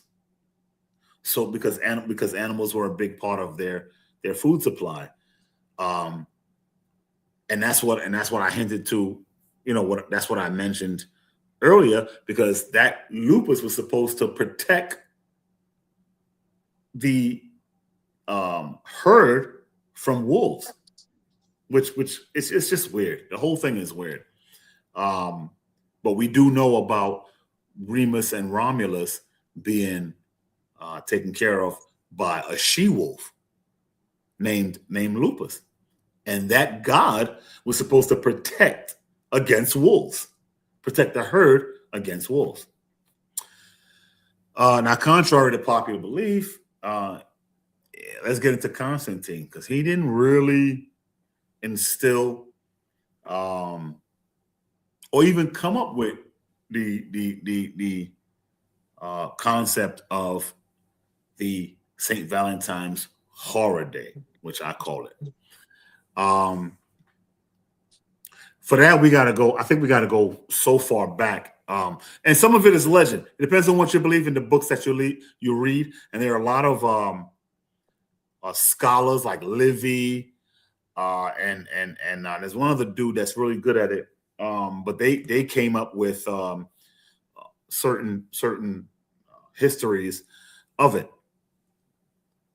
But Constantine didn't come up with that. Now we know what he did with the Council of Nicaea and things of that nature.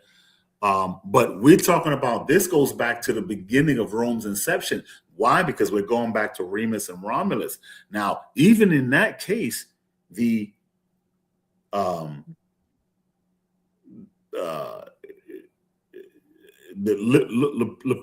keep forgetting. I keep messing up the goddamn name. Lupercus, let's just say that. Rome hadn't been at that time what they were eventually going to be. So this even became before that. You know what I mean? They were like the little Rome, if you will. They hadn't been the big Rome when we talk about the time of Constantine. And still, that was a horror day that they had. And it's weird too, because the cave, when you look at the story of Remus and Romulus, the cave that they were supposed to be in, that the she-wolf took care of them, was called what? Lupercal. Coincidence? No. You be the judge. But in the time of Constantine, going forward, let's go into the let me see. Let's go into the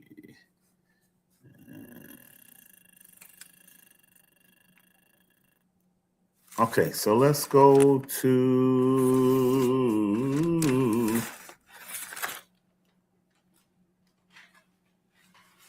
all right, you know what? Let me hold on to that for a second.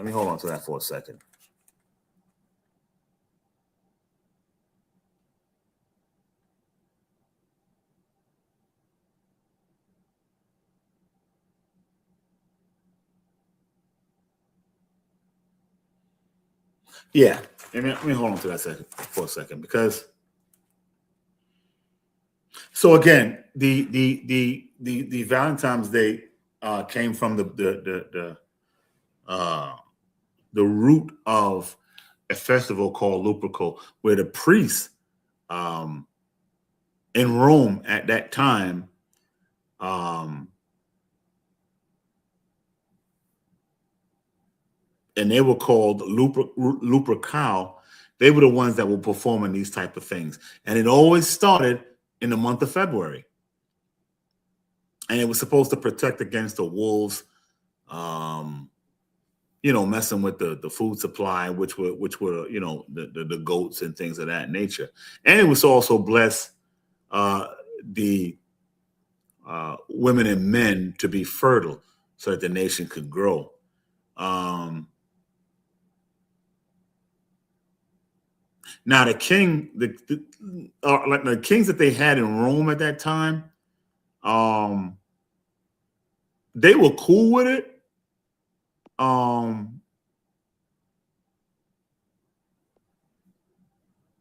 But subsequently, the priests that were in Rome at the time, they kept it going.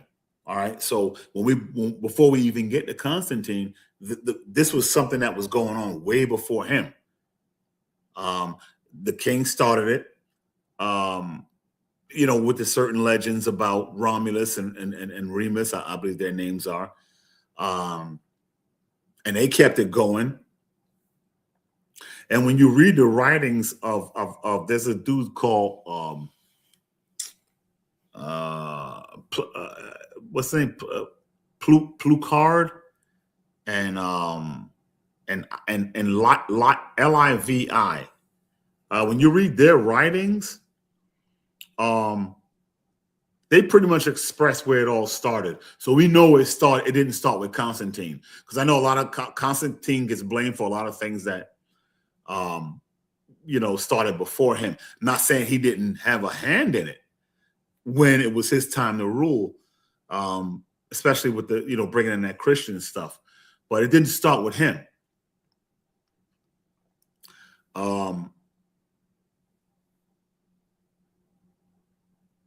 Obviously, there was a lot of martyrs and things of that nature named Valentine. So when we get into the Valentine's thing, there were a lot of different martyrs, people who were martyred, that were called Valentine. And so we're going to focus on a specific one, so that you can keep it, at least manageable. Let's get the scripture.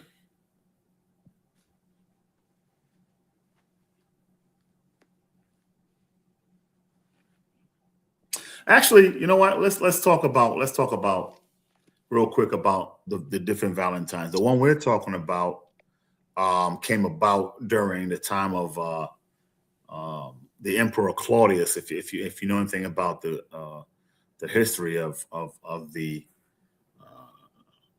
Roman history, we'll focus on Saint Valentine. Now, obviously, he was a Roman, and he was a priest. As a matter of fact, he was a priest, and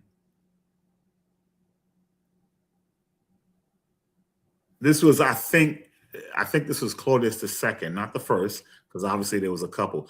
I think it was Claudius II. All right, and he was ruling, and this was around. Don't quote me. Maybe 2 or 3. Around the 3rd century. For all you scholars. All right. And he was considered the romantic emperor. Now we know about Caligula, how this dude was operating. There's a story about him, and it shows it in the movie of Caligula, where and it's not me, this is their history. There was a moment when one of Caligula's subjects in his kingdom was getting married, and it was the custom that the emperor would break the virginity of the man's wife who was being married. The man's wife who was being married. He would break her virginity. So he would have intercourse with the wife of the man that was getting married, and then he would have intercourse with the man. Yeah, I'm gonna leave that there. Yeah, that's sick. Yeah, I'm gonna leave that there. But that's in the history books. You can go ahead and see that. It's not like it's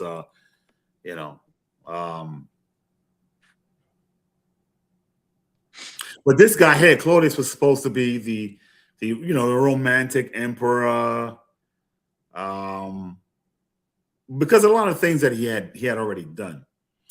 But this Valentine, he lived in Rome when the Christians, like they weren't free to practice so-called Christianity. We know what Constantine did. We know how it got like intertwined in the Most High's laws. Up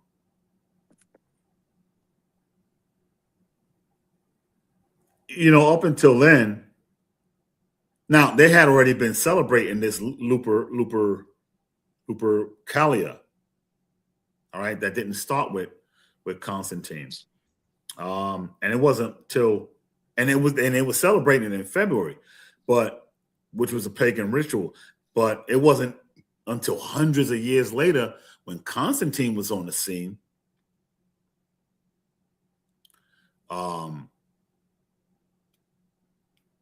When you look at that, the Roman Catholic Church obviously, was involved. Now we're talking about the time of like, I forget his name, Pope Gallius, or whatever the hell his name is, Galatius, or whatever his name is. Yes, King. Galatius or Gallius. I know Yes. it's over GEL, something like that. Right, the first.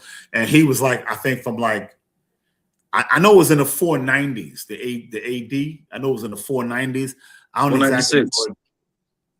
There you go, 496. Thank you. The water, 496. Yeah, he was in there during that time. And I believe that was the last year he ruled, if I'm not mistaken. I could be wrong, but I haven't studied this in a long time. But he stopped it. He stopped the Lupercalia festival. But he replaced it with that St. Valentine's thing. But he still kept the date, which was February 14th. So he stopped it, but he kept the St. Valentine's thing. Like so. When you look at certain scholars or certain professors, and certain writers, they started to connect that St. Valentine's feast to love and like romance and all this other stuff. And it was based on the stories of this so-called martyr who was supposed to be St. Valentine. I'm not sure if it was the Middle Ages or whatever, but I think during that time, it finally transformed into what we see today as St. Valentine's Day, giving cards and hearts and stuff like that. Because back then, even in the Middle Ages, they were so wild that they believed that when you're dealing with that Valentine's thing, they believe that birds. This is how crazy they did. They believe that birds. It's just I don't know. I don't know. But they believe that birds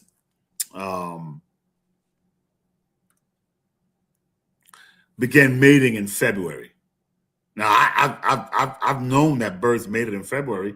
I'm against birds mating at all, and I'll tell you why. And I'll tell you why. Because birds mating means there's bird shit on my car, and I've always had an issue with that. But what I haven't had is the bird shotgun to handle that, and I know the Most High is going to get me for that.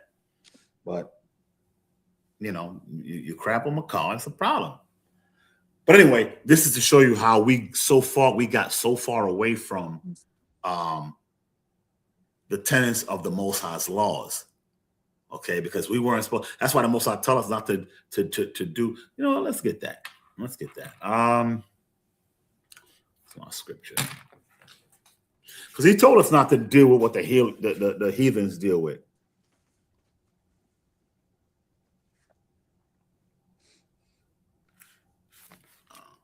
And incidentally, so y'all know, this Valentine's dude was a priest during the time of Claudius, when Claudius was ruling. I think Claudius is second. I forget. Around the 3rd century.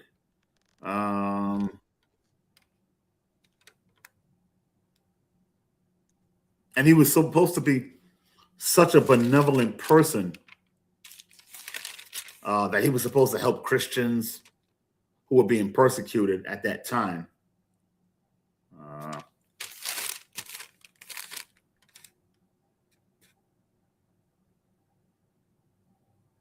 Yeah, he was a dude that performed marriages. Remember back in the days when the soldiers couldn't get married, he performed soldiers. He performed marriage for soldiers, and he showed compassion for the poor and the needy. They actually arrested his ass after that.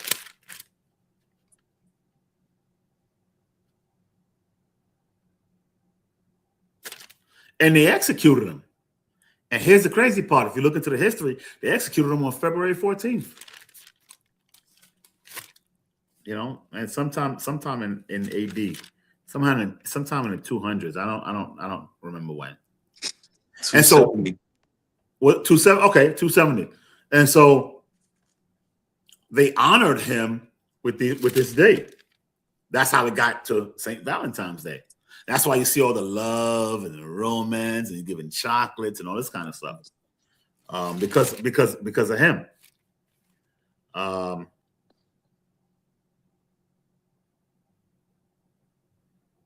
then the church turned to it and I can't find the scripture. And then the church turned to it and started doing that. All right. So, but when we come up to it, the Most High told us not to do what the heathens do. And so when you look at these days like St. Valentine's and all this other kind of crap, it's not about,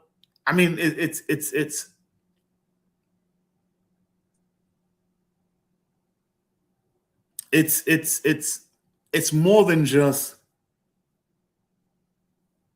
adhering to a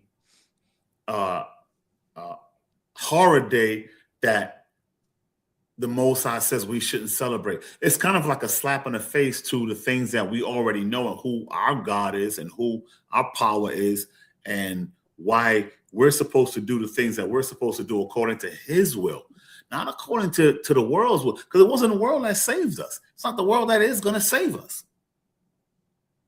And so it's almost like, your kid not doing what you told him to do and going and giving some glory to somebody else. Yeah.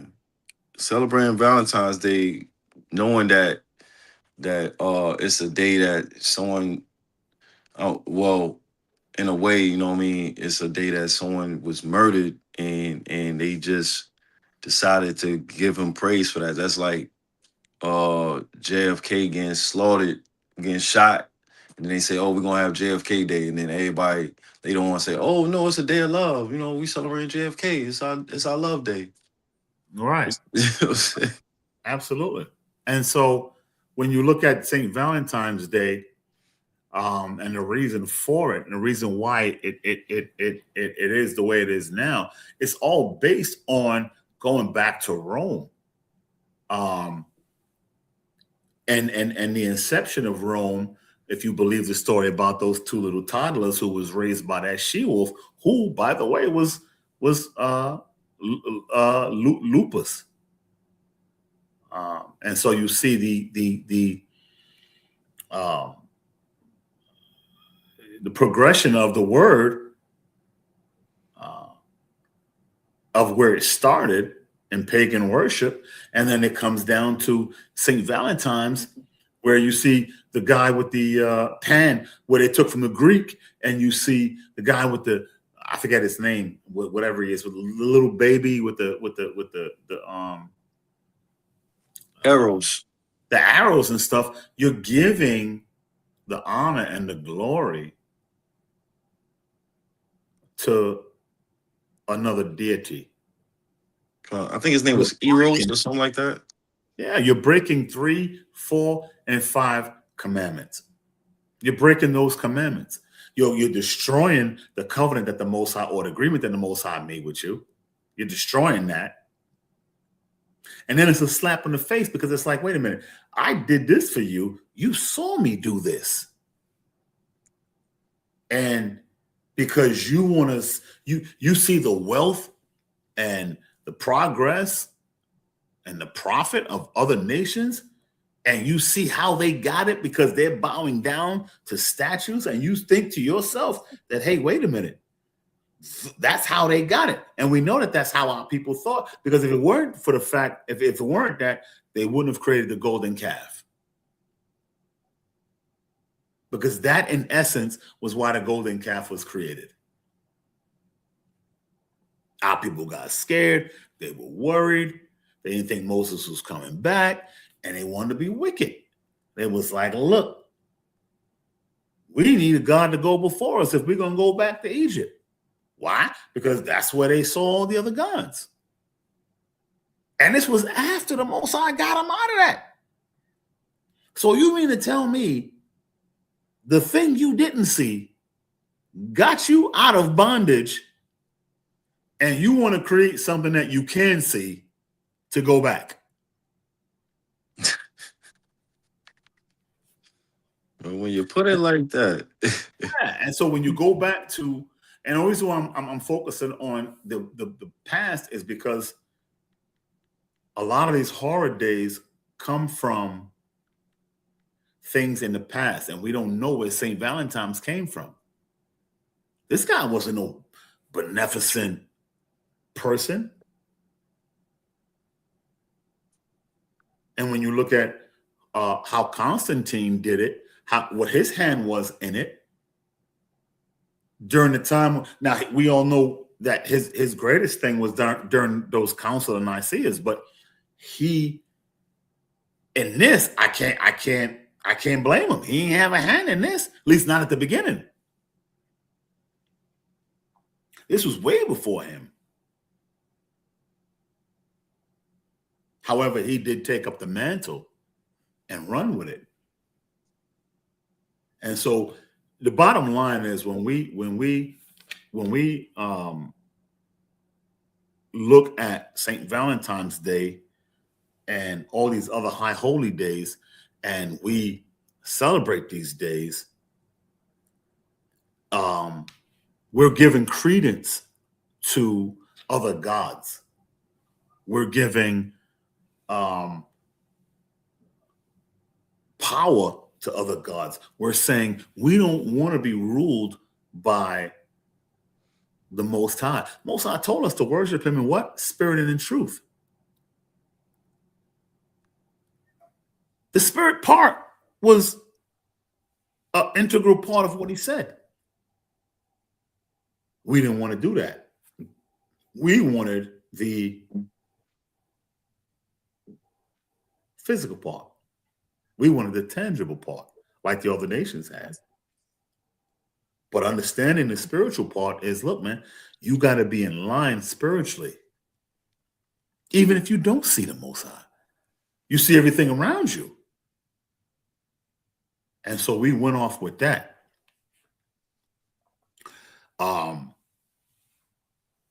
So when you look at St. Valentine's Day and the people think about, oh man, and you get some Christians today that might be a little bit knowledgeable, and they're like, hey, look, man, we ain't really with all that. But for the most part, they've been hoodwinked. They've been bamboozled into thinking that we should be celebrating those things. Give me Exodus 20, chapter 20, verse 3 and 5, 3 to 5. Give me that. Come on. So we can, because we got to go back to the beginning. This book of Exodus, chapter 20, verse 3. Thou shalt have no other gods before me. Thou shalt not make unto thee any graven image or any likeness of anything that is in the heaven above, or that is in the earth beneath, or that is in the water under the earth. Thou shalt not bow down thyself to them, nor serve them. For I, the Lord thy God, am a jealous God, visiting the iniquity of the fathers upon the children, unto the third and fourth generation of them that hate me. Now, see, we went through that in the beginning to show, and that's why I wanted to come back to it, because at the end of the day, that's what it's about. When you do these horror days, you take the glory from the Most High and you give it to another power, and not even a superior power. I mean, that's that. Again, I'll equate it to people who have kids. Matter of fact, let's go with this. That's you working all year round, busting your butt. And now we don't celebrate this, but some of us did, like I did back in the days when I was a kid. But that's you busting your butt all year round, and just to get your kids what they want on Christmas. And then you turn around.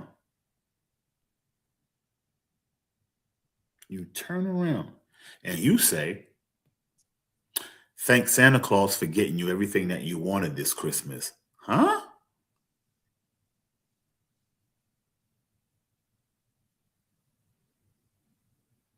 Huh?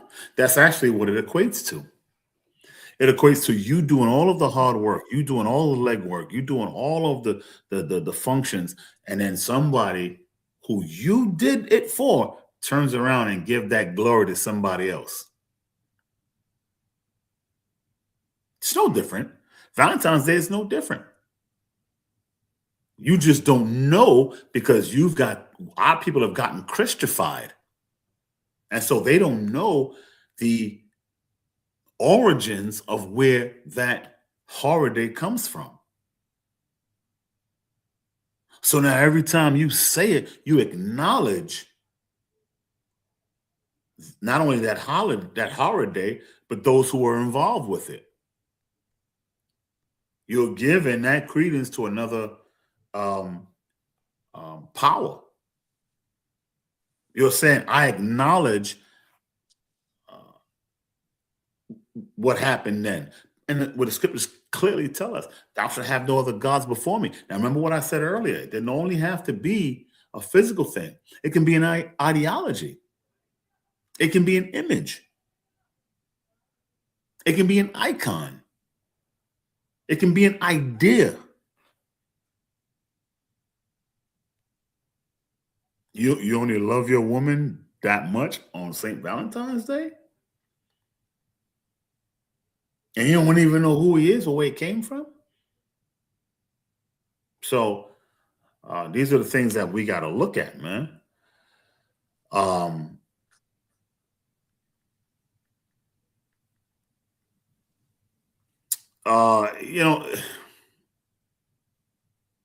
There's so many different horror days that we probably have to go through in order for you guys to see it. But I wanted to finish up this St. Valentine's because that was the one that we were going through at the time. And so many of our people went out there and bought chocolates and all these things. And I don't even know where that stuff came from. They don't even know where all that stuff came from. And the Most High is merciful, but he's sitting back saying, yo, for real? I did all this for you and for real? So, yeah, if you got something to say, Sarge, go ahead. No, I don't got nothing right now, King. Yeah, so that's why we wanted to come in and finish this up. I don't know.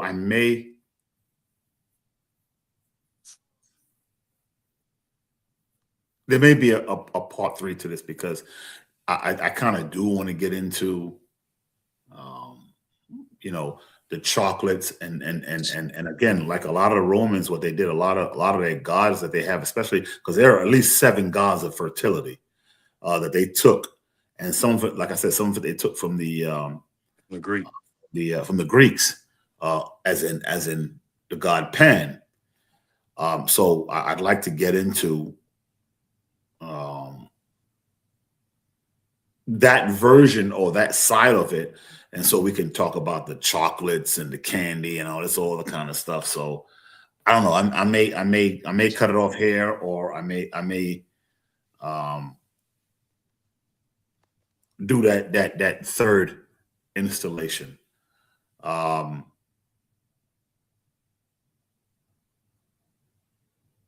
Yeah, I'll probably do that third one because it is important that we understand that. Look, man, the basis of this thing was to go into St. Valentine's Day because that was the time that we were in and who he really was. And there was, like I said, there were many Valentines, but this one in particular, when you look at the candies and all this other kind of stuff and the love and the romance, this is who they focused on. It's the one that they pushed to our people through Christianity. And so that's why I wanted to go through this particular dude. There are a couple more, but they don't hold much weight in terms of getting our people to believe that they have to celebrate Thanksgiving Day and I mean Valentine's Day. This guy was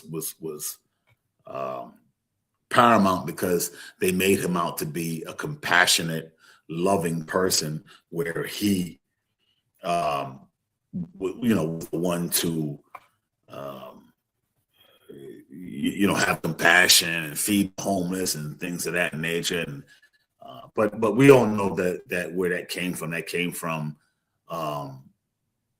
false gods of Rome. And so I'll probably get into a third part of it. We'll see how that goes. Yeah, I mean, I got it's kind of late, man. I got a lot more, but I don't know if I want to go into it tonight. If anybody got any questions about what we went over, I'll definitely try to answer them, and Sergeant and myself will try to answer them if we can. So I'll open it up.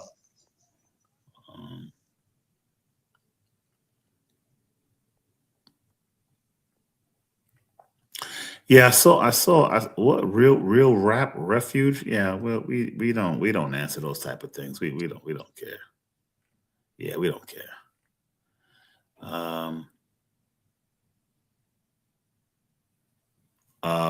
What kind of water you talking about? Yeah, well, because I'm a diabetic, I have I don't like the taste of beets, but I understand um, the benefits, the health benefits of beet. So what I have is organic beet powder, and I put that in water, and so I drink that every day. So when you saw me drinking, that's what I was drinking. Um, I also do for those of us who have uh, neuropathy, although it has different forms. Those of us, I have the itching and the tingling neuropathy.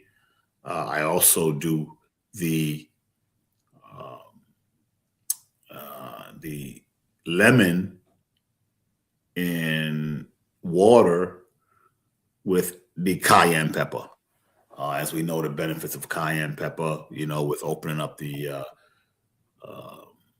blood vessels or the nerve endings. So that's helped me. I haven't had a episode in quite a while, so that's helped me too. But yeah, that's what I was using. That's what I was drinking. And yeah, again, I'm looking at the old thing, but we're not saying, look, we know how important our wives are to what we do. So we're not in no way, shape, or form are we placing them in, um, a crazy position of like, in the basement or anything like that. But you know, No, it is what it is, King. yeah, Men you gotta know what I start mean. being men It gotta is. start being men and start acknowledging that they men and stop trying to, you know what I mean, put the woman above you and your greatness. You know what I'm saying? A lot of men these days try to put a woman up on a pedestal, and that's not what it is, King.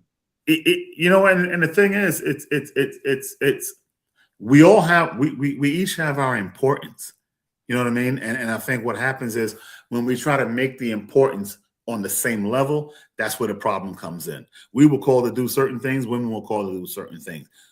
And when you mix that, that's where the problems start. And that's not to say that women aren't important, because they very much are. Hell, there is no nation without a woman.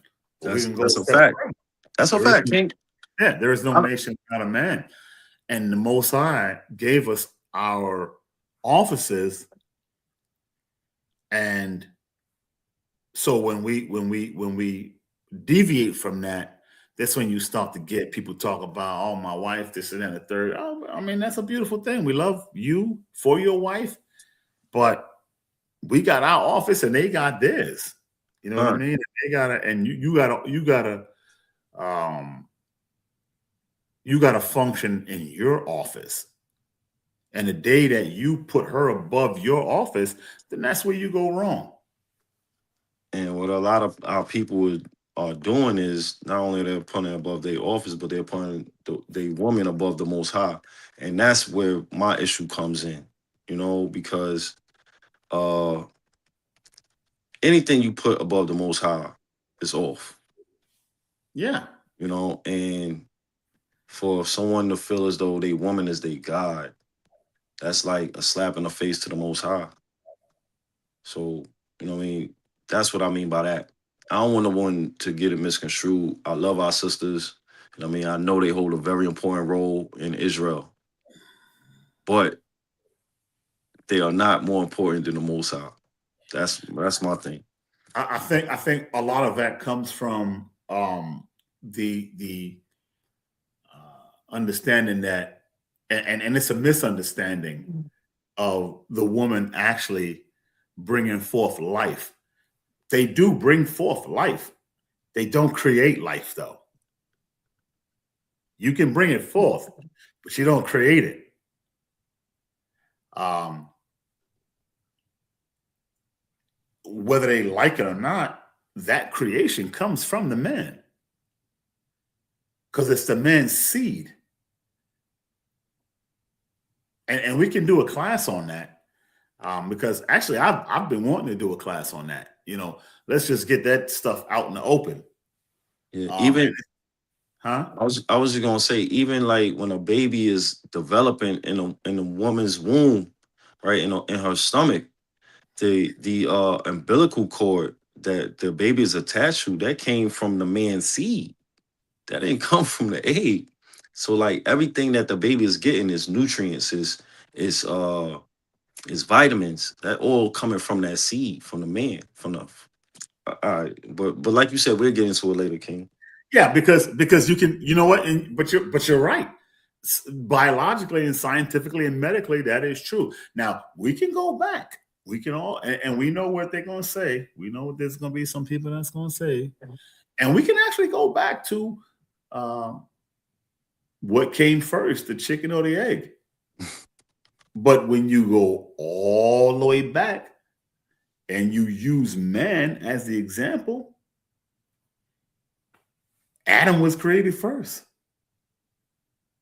So that kind of stops the which came first, the chicken or the egg argument.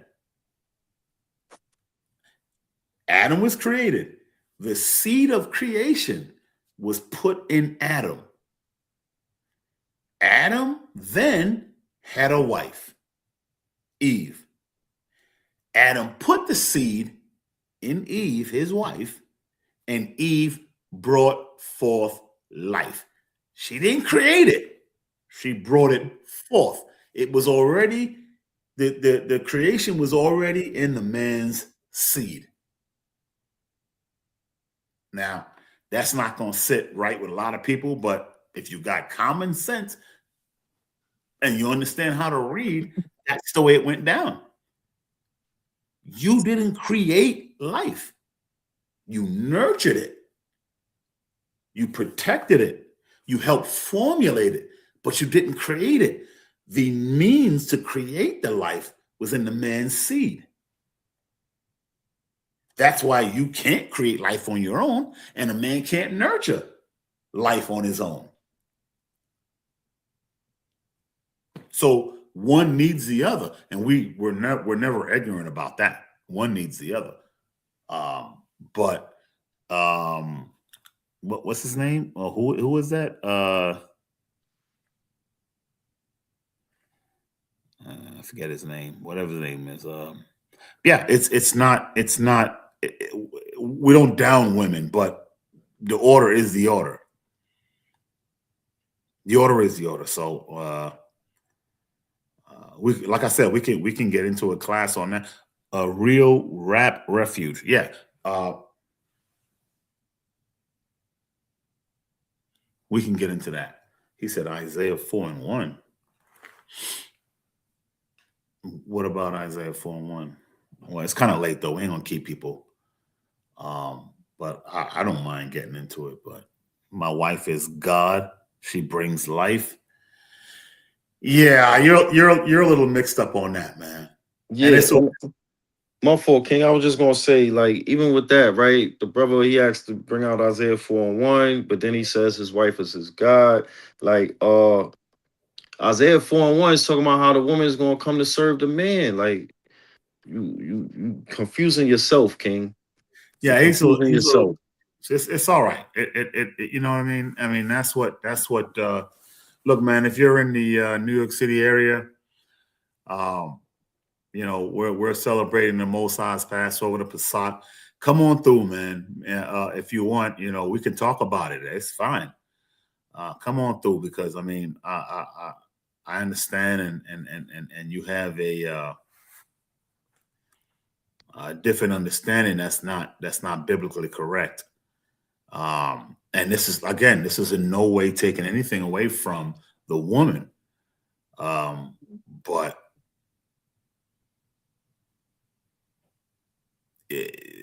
the woman can't be God, especially when you understand. Now, what God are we talking about? You know what I mean? Like, we can go into all of that. If we're talking about the Most High, the Creator of all, then that kills your argument right there. Now, if you're talking about the gods of these other nations, because I know Egyptians believe that kind of stuff, the Sumerians believe that kind of thing. I'm not sure about the Persians, but I know at least those two believe those type of things where the woman is God and this and that and the third. And we got a couple of, like, you know, offshoots of the Muslim religion that believe certain things like that. Very, very loose. You know, those things can be easily debunked, man. So yeah, I mean, if you want to talk about it and you're in the New York City area, man, come on through. You know, April 1st, man. You can meet us and talk about it, and yeah, we'll give you an ear. We'll give you an audience. You know, it's a beautiful thing, man. You know, so if let's let the sergeant, if he has anything else to say, because I'm actually done. Yeah, with that being said, April 1st is sundown. We'll be keeping the Passover in the Bronx, in New York. Anyone who's in the area or would like to attend, they could shoot the brothers an email. The email is the ambassadors 144 at gmail.com. You shoot us an email. We'll be gladly to give you some information on where you could keep the Passover with us. I mean, if I'm not mistaken, it's going to be at 144 Chippewa, the Chippewa Hall or something like that. If you tune into our page, keep an eye on our page. You'll be seeing it up. We'll be posting it. We'll be keeping it up on our page, letting brothers and sisters know about the Passover coming up. I mean, all are welcome. All are invited. Like the Most High said, all Israel come together. I mean, we just ask y'all to come in spirit and in truth and with good vibes. If you Yes. if you come worldly, we're gonna ask you to leave. If you come with some bad vibes, we're gonna tell you get the hints. So be mindful when you come around brothers and sisters who's trying to keep the law, statutes, and commandments of the Heavenly Father. Yeah. So that's a definite. And just to piggyback off the sergeant, yeah, we're very excited about it, man. It's a especially with what's going on today in the world, man. We're excited about the fact that we're able to come together and rehearse the righteous acts, man. I mean, obviously, if you want to be technical and according to the book, no one's keeping it 100% exactly. But hey, look, we definitely send shout outs and honors to all Israel who's keeping this day. Whether you keep it the day we keep it or whether you don't. Those are the type of things that can be worked out. But if you're keeping the high holy days of the Most High, like he told you to do, we definitely give you all honors and shout out. The thing we got to really look at is that, and this is no knock to, my Christian brothers and sisters. This is no knock. But I think what's been happening, I think the biggest thing that's happening with them is that they skip over the part. Well, you know what? Let me say this, and I know some are not going to agree. They almost seem to be dangerously close to worshiping the creature more than the creator. And I'll explain. The Most High gave us certain things to do in our generations forever. They feel like the Christ came down and stopped all that. By you feeling that way, you put Christ above the Most High. Now, I know that's a crude way of saying it. And yeah, we can get more intricate in it, but it's almost like you ignore the fact that Christ came down and said, look, man, these words I speak are not of my own. They're my Father's. I do my Father's will. That's why he's happy with me, because I do his will. Count out of one. Then when you come down to it and you say, well, out of Christ's mouth, what laws did he say don't do anymore? He never said not to commit adultery. He showed an understanding when that lady and that man was up there with the adultery thing. He didn't pardon her because she wasn't guilty. She was guilty. That's why he said, go and sin no more. But his thing was, they didn't do it the proper way according to the law. They only brought her where the scripture clearly call for the other witnesses. And where was he at? They didn't even bring him. So it's like, no, you can't do it like that, nigga. You got to do it straight up. So I think a lot of our Christian brothers and sisters, they're confused because they think that the old laws are done away with. The weird thing is, if you believe that, then I can run into your church next Sunday, rob everybody, and I'll be fine. Because if the law of, thou shalt not steal is done away with, then technically I didn't steal. Now you gotta hit the confession booth first. You know what I mean? So yeah, but that's what I'm saying. That's what I'm saying. So I think what happens is, and that goes back into celebrating these days, these high holy days. You want to marry the things of this world with the things of God. And the Most High told us about that, even in Jeremiah, about learning the ways of the heathen. You know what I mean? So that's the only thing that I would love to get into a discussion with the Christian faith, because I believe, they love God, they love the Most High, and they would love to worship Him, but it's not always according to wisdom. It's not always according to knowledge, because again, and I'll say it again, the logic of it is, if these laws are done away with, then anything that these laws prevented, we can do. And all we got to do is say we're sorry. If that much, because they also believe in the fact that the death of the Mashiach covered the sins in the past, the sins in the present, and the sins in the future. So that means I could wild out because I'm covered. But that's another class.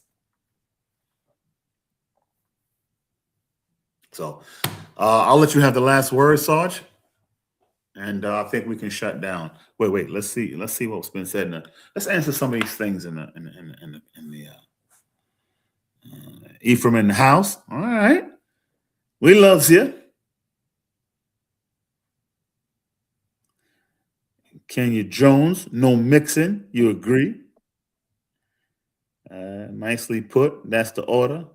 All right, you better say that. Let's see. Somebody wants to know: is it a sin to drink on the Sabbath? No, you can drink all the water you want.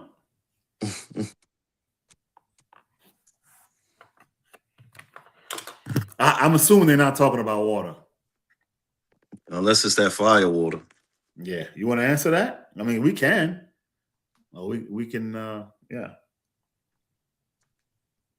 I would say don't put none of your your earthly desires first on the Sabbath. I would say leave your fleshly desires for another day. I would say don't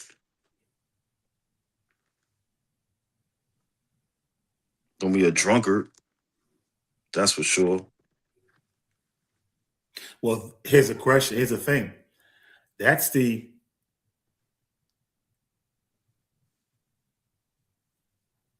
only word that's in there where it pertains to being a sin.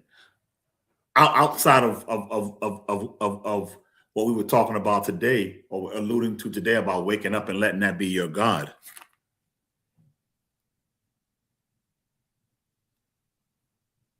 I mean, all right. Well, maybe I'm wrong.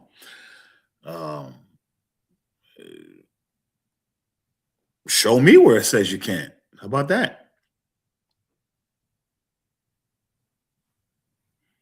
You know what I mean? Let's take the ball from our court. Let's put it in your court. You prove to me where you can't.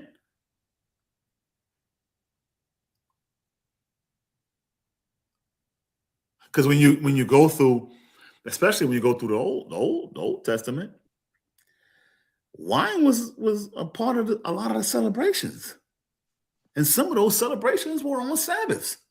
So to say you can't drink on the Sabbath is not entirely accurate.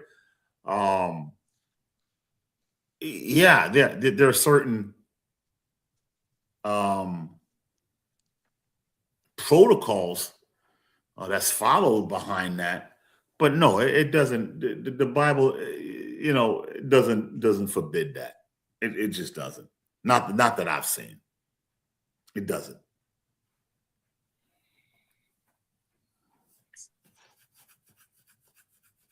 Now it does tell you about being drunk, and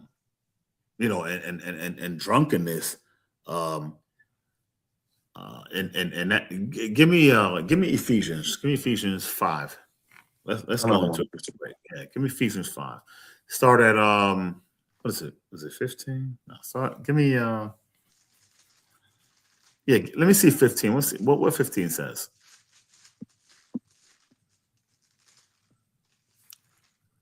This book of Ephesians, chapter 5, verse 15. See then that ye walk circumspectly, not as fools, but as wise, redeeming the time, because the days are evil. Wherefore be ye not unwise, but understanding what the will of the Lord is. And Okay, be go not, ahead.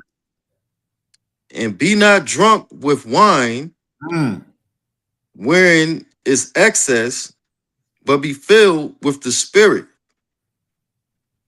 you see that? Now, obviously, we know it's talking about in this particular thing, it's talking about a sobriety that you got to have when you're dealing with, um, you know, you know, teaching the word and living your life, things of that nature. But it lends to the bigger question of whether or not we can drink. Yeah, you can. You just can't be drunken with it. Give me also um, um,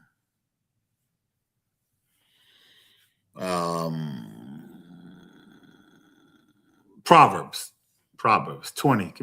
Give me 20. Because there's a reason why you're not supposed to. It's not like it don't taste good, but it can alter um, even your spirit because you're still a fleshly body. So give me 20 and 1. This book of Proverbs, chapter 20, verse 1. Wine is a mocker, strong drink is raging, and whosoever is deceived thereby is not wise. See that? So you can drink. It's just there are certain things that come with that, especially if you overdo it. And give me Psalms 104. Bubba Shaw.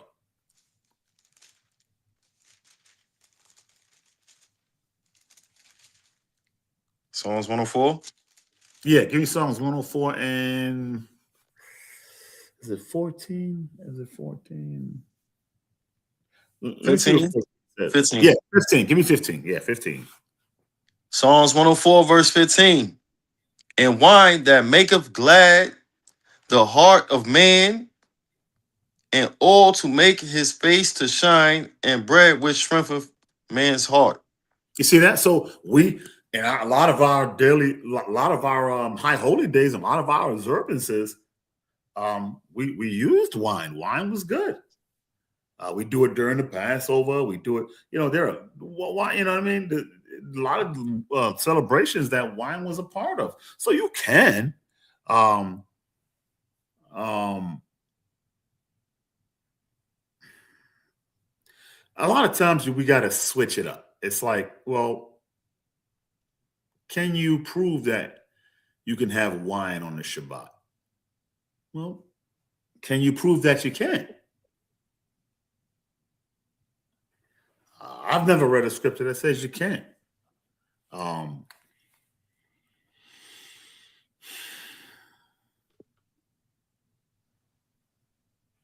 Obviously, you don't want to do it in excess. And if your spirit is pushing you toward that way, just don't do it at all. Just don't do it at all. It's fine. Just don't do it at all.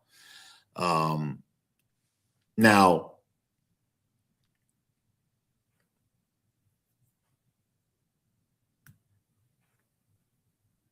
we could go into when you start dealing with and even the priests did so in certain celebrations, but we could go into the fact that you don't want that on your while you're serving the Most High, or like if we go out to camp or something like that. But that's a completely different Zone. I yeah, think that's a whole nother class, a whole nother zone. this is But what there you is no call law that you can't do it. I think this one of them what you call what you was saying the other night when you was like Israelite question. I mean, you don't answer an Israelite question because like neither party is ever wrong. Yeah, because I mean, it was part of our celebrations. It's part of our history. To be honest with you, so yeah, you can do it, and there is no law that says you can't do it. So yeah, yeah. I mean, we can do a short class on it some other time, but yeah, you can, you certainly can. Um, Now, if you wilding out, that's something different. You know what I mean? Like if you just, you got to go to, if you're going to get on the podium or teach or whatever, you start like knocking them back. Then I mean, maybe it's a judgment thing. It's a protocol thing as far as judgment and wisdom and the Most High's scriptures. So yeah, you might not want to do that, but yeah, if you're at home or whatever, and you want to have a glass to bring in the Shabbat and things of that nature. Yeah, there's no look. There is no law that says you can't, and that's what we got to look at, because the Most High tells us not to add to the law or take away. There is none that says you can't. So that's what I'll tell you.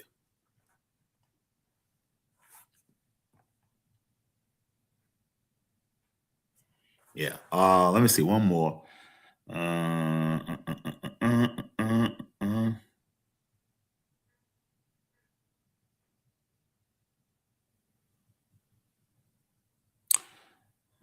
Whoever loves his not worthy of him do blaspheming his wife is God. So when God take her out, this yeah, exactly. Exactly. I agree with you 100%. Rama Jamal. Yeah. 90 2907. Absolutely. Absolutely. If a woman gives life, why do some women have stillborn babies? They wanted that baby. Well, I mean, we both know that. We all know that life, the issues of life and death come from the Most High. He told you that in the scripture.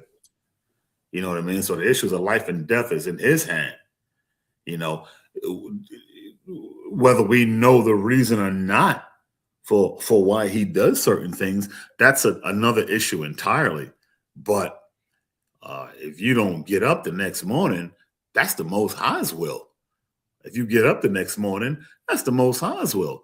If a woman has a stillborn baby, that's the Most High's will. If the woman has a baby born alive, that's the Most High's will. Now the reasons that it may happen where it might be a stillborn, we don't know.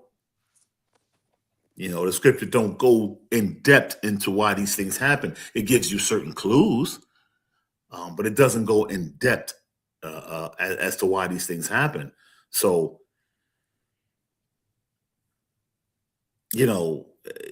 stillborn baby is look, life and death is in the hands of the Most High, man. You know what I mean? So he decides what happens and why, and sometimes we're allowed to understand why he does what he does. You know what I mean? And believe it or not, that's a big part of what the Bible is about. Not only doing what he told you to do and understanding what he told you to do, but also understanding why he did or does the things that he does. That's why the scripture says nothing is no of no private interpretation, but you have to have the wisdom and the understanding to be able to search that out and bring it out. And the Most High gives that increase. So through the Holy Spirit. So yeah, we don't know why the Most High chooses for a baby to be stillborn. I'm sure the woman didn't want that. Of course not. Who wants that? They didn't want it. I'm sure they didn't want it. And then sometimes maybe they did. And yeah, there is a possibility that the Most High did that because that's what they wanted. But it doesn't necessarily. I'm sure the Most High. Look, we're never going to really fully, at least not right now, understand fully why he does what he does. But we all know that it's nothing in vain, and there's always a method to it. And maybe I'm not going to speculate, but it does happen, and the Most High's in control of that, man. That's all. I just want understanding, brother. Yeah, absolutely, King. Absolutely. Look, man, no. We don't take no offense to anything, man. We really, really don't. And we'll as the Most High gives leave, we'll provide the understanding as best we can through the Mashiach Yahushua, but and the Holy Spirit. But you got to come from that point of view. It can't be from a scoffer's type of thing, and it almost seemed like that's where it was coming from. So if it wasn't, then hey, man, I say salak. But if it was, we really ain't got no time for that. We ain't got no time for scoffers' view on things. You know what I mean? There's too many people out there that the Most High wants to wake up and he wants to use us, and we can't be bogged down by what a scoffer thinks. So if you weren't coming from that angle, then it's no hard feelings, man. And call in anytime, man. Call in and question anytime. We welcome you. But if you were coming from that, then just don't bother, man, because we're not going to acknowledge that you're there. All right. So no hard feelings.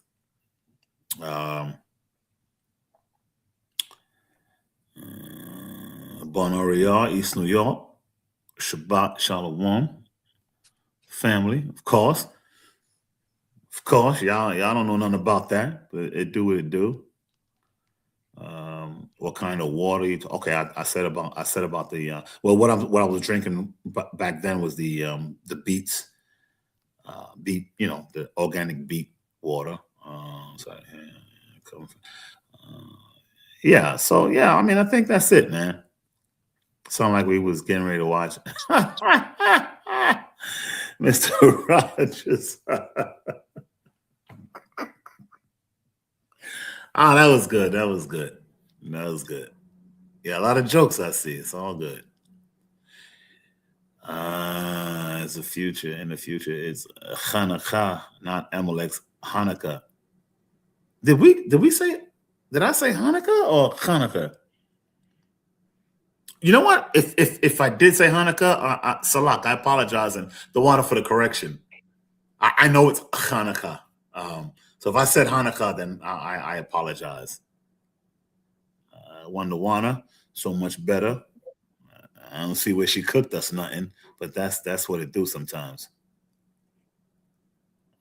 Yeah, I think we're done, man. I think we're done. Let's close it out. Hey, look, we want to just say the water to everyone that was able to tune in tonight. Look, man, each one teach one. It's about us coming back to our nationality, coming back to the law, statutes, and commandments of the Most High.